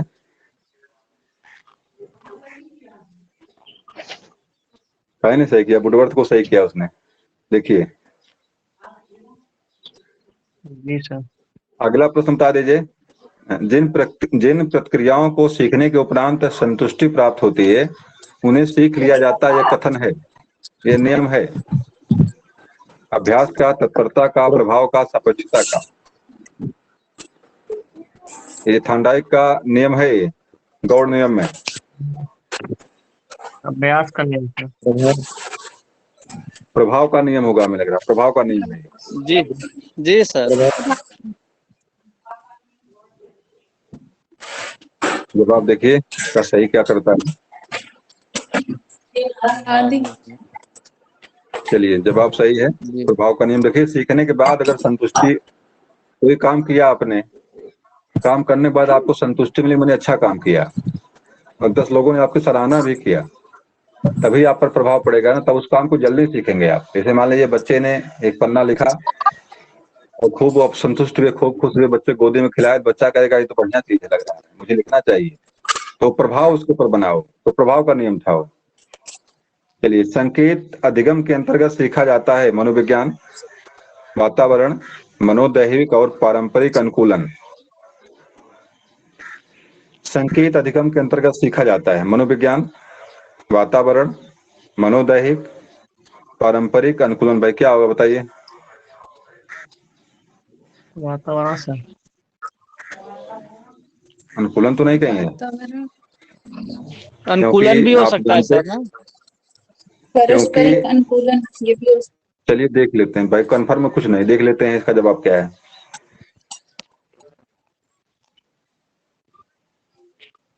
चलिए जवाब सही किया मन में जो था वो सही किया। मानव विकास होता है मात्रात्मक गुणात्मक एक सीमा तक मापनी, मात्रात्मक गुणात्मक दोनों, क्या सही करेंगे। डी वाला सही होना मात्रात्मक चाहिए, और गुणात्मक दोनों दोनों सही होना चाहिए। चलिए सही जवाब आपका है। दो या दो से अधिक व्यक्तियों के मध्य तथ्यों, विचारों और मतों तथा भावनाओं का आदान प्रदान कहलाता है सहसंबंध, संप्रेषण, अंतःक्रिया, प्रेषण। क्या सही करेंगे सर। संप्रेषण। बिल्कुल जवाब सही आपका होना चाहिए। दो या दो से अधिक व्यक्तियों के मध्य तथ्यों, विचारों, मतों तथा भावनाओं का आदान प्रदान कहलाता है। नहीं भाई, अंतःक्रिया होनी चाहिए। अंतःक्रिया। संप्रेषण भी तो सही हो जाएगा, संप्रेषण भी सही होगा। हाँ संप्रेषण भी सही होगा, सही है, बराबर बराबर दोनों चीजें दोनों लोगों को मिले जुले, तो इसका बा वाला सही होना चाहिए। देखते हैं, चलिए संप्रेषण सर भी इसका सही है। थोड़ा अर्थ सर सबका अर्थ समझा दीजिए थोड़ा सा, संबंध है सबका।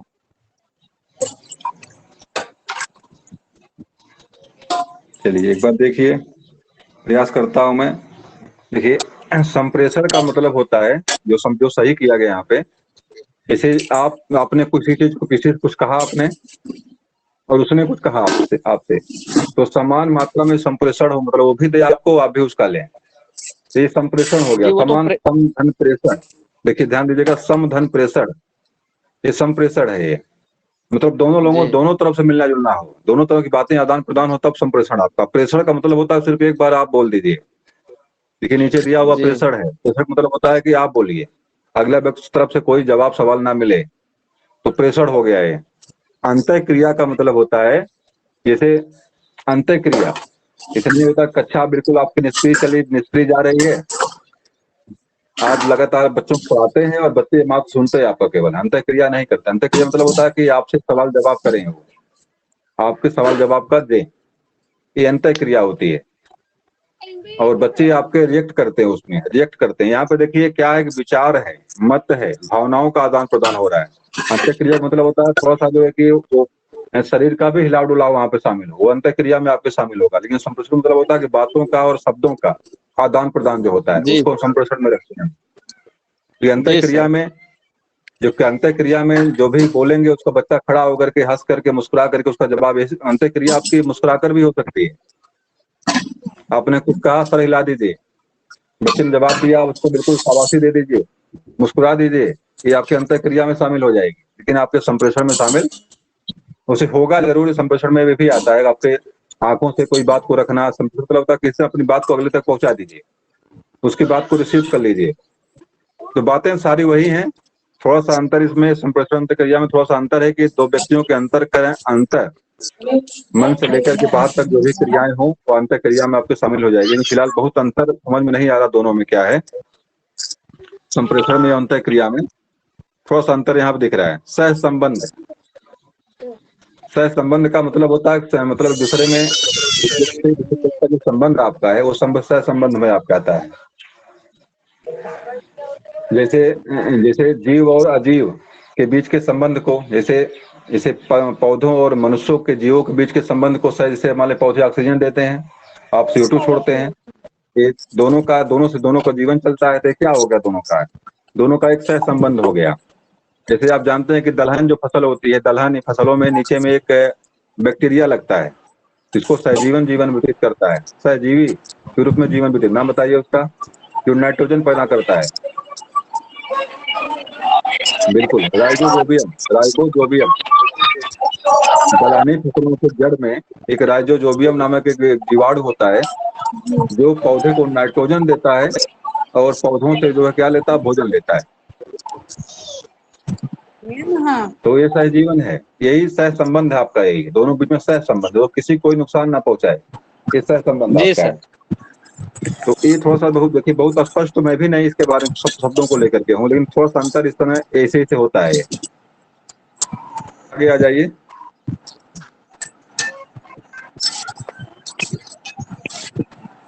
मनोविज्ञान की बता दीजिए भाई।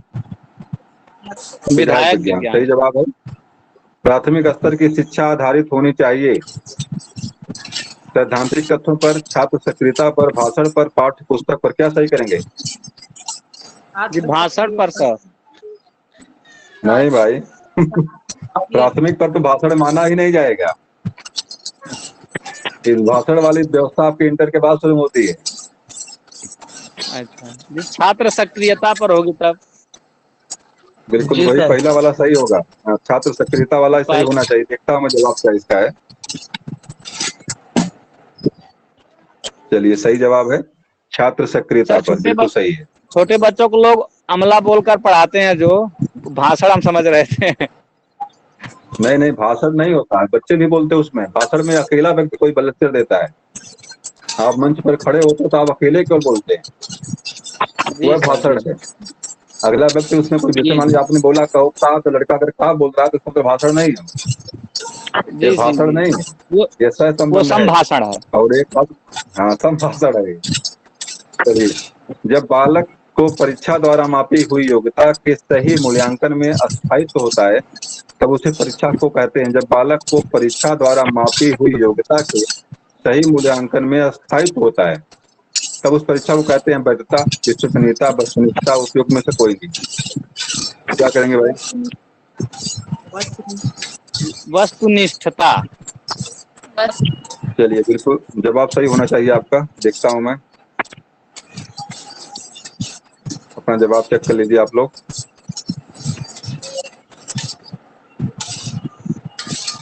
विश्वसनीयता है, ये विश्वसनीयता है। चलिए, कौन सा प्रश्न है, निम्नलिखित में से कौन सा शैक्षिक मनोविज्ञान का क्षेत्र नहीं है? व्यक्तिगत समानताएं, मूल्यांकन, पाठ्यक्रम का निर्माण, अधिगम। क्या सही करेंगे?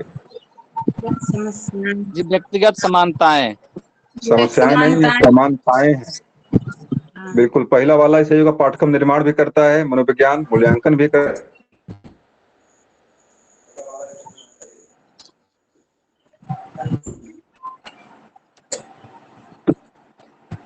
हेलो सर, आवाज नहीं आ रही। आप बाहर हैं? हो गया सही। चलिए, मैं बाहर निकल गया हूँ। बस ठीक। शिक्षा मनोविज्ञान का केंद्र है। बालक, शिक्षक, शिक्षण विधि, पाठ्यक्रम। क्या सही करेंगे? बालक से। बालक। बिल्कुल, जवाब सही है। सभी लोगों का जवाब सही बिल्कुल है। बालक ही वर्तमान में शिक्षा मनोविज्ञान का केंद्र है। इसलिए 20वीं सदी को बालक की सदी कहा किसने कहा बताइए? क्रो एंड क्रो नहीं। क्रो ने कहा। मनोविज्ञान ने बालकों के प्रति दृष्टिकोण को बदल दिया है, अतः विद्यालय उन्हें उपलब्ध कराता है अधिक सूचनाएं, उपयोगी अनुभव, अधिक शिक्षक, अधिक ज्ञान।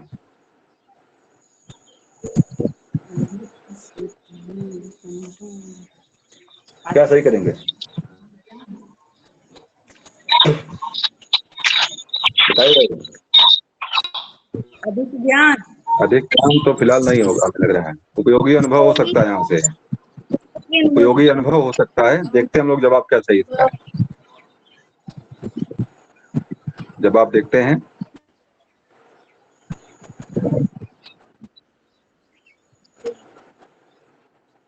चलिए, बिल्कुल सही है, उपयोगी अनुभव।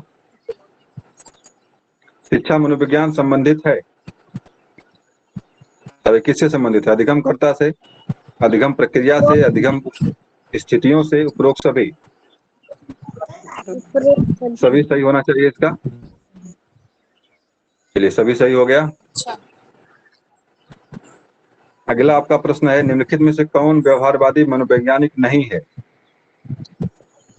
Jerome S Bruner, Ivan Petrovich Pavlov, E.L. Thorndike, B.F. Skinner.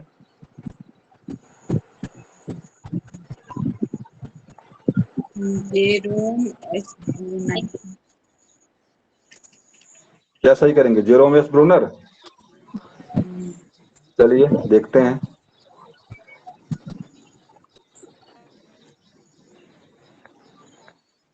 चलिए, सही जवाब आपका निकल गया, क्योंकि तीनों तो पढ़ा था आपने सिद्धांत के लिए, एक गायब था।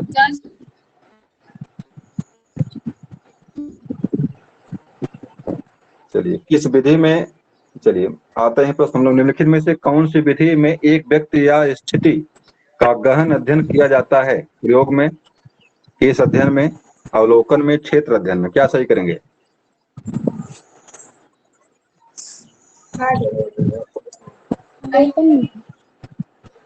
निम्नलिखित में से कौन सी विधि में एक व्यक्ति या स्थिति का गहन अध्ययन, जिसका केस अध्ययन होगा हमें लग रहा है, केस अध्ययन। जवाब देखते हैं। केस अध्ययन। चलिए, वही सही है। केस का मतलब बाल नहीं, यहाँ पे बाल का अध्ययन नहीं करना है। केस शब्द अंग्रेजी का है, और जो कोर्ट कचहरी में चलता है केस जो है, वकील जो बहस करता है, चर्चा करता है, वही केस है। चलिए, नियंत्रित दशाओं के अंतर्गत किया गया अध्ययन कहलाता है? प्रश्नावली, प्रयोग, सर्वेक्षण, चेकलिस्ट। क्या सही करेंगे? नियंत्रित दशाओं के अंतर्गत किया गया अध्ययन कहलाता है।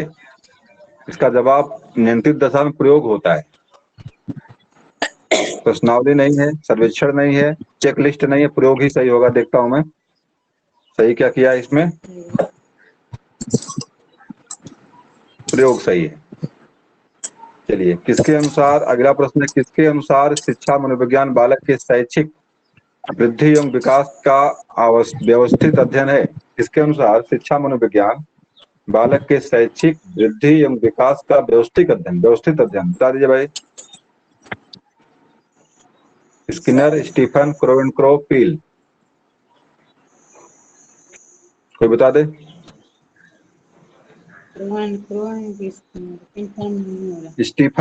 स्टीफन का कथन है ये। मानवीकृत परीक्षण का अर्थ है,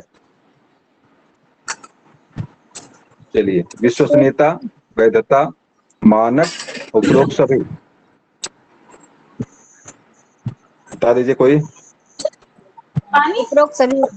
मानकीकृत, सभी सही होगा इसका, सभी जवाब सही होगा। विश्वसनीयता, आपके जो परीक्षण हो, वैधता हो, विश्वसनीयता हो और मानक हो, उपरोक्त सभी सही होगा इसका। देखता हूं जवाब, फिलहाल उपरोक्त सभी सही होगा इसका। चलिए सही है। 2 प्रश्न और बचे हुए आपके हैं। बाल केंद्रित शिक्षा किसकी देन है? मनोवैज्ञानिक निष्कर्षों की, शिक्षा मनोविज्ञान की, उपरोक्त सभी। उपरोक्त सभी। चलिए जवाब सही होना चाहिए, उपरोक्त सभी।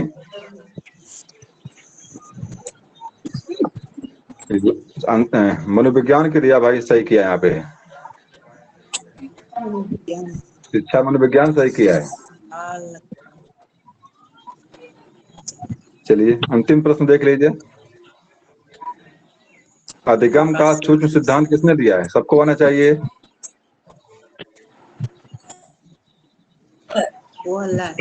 Skinner, Stephen, Crow and Crow, Kohler.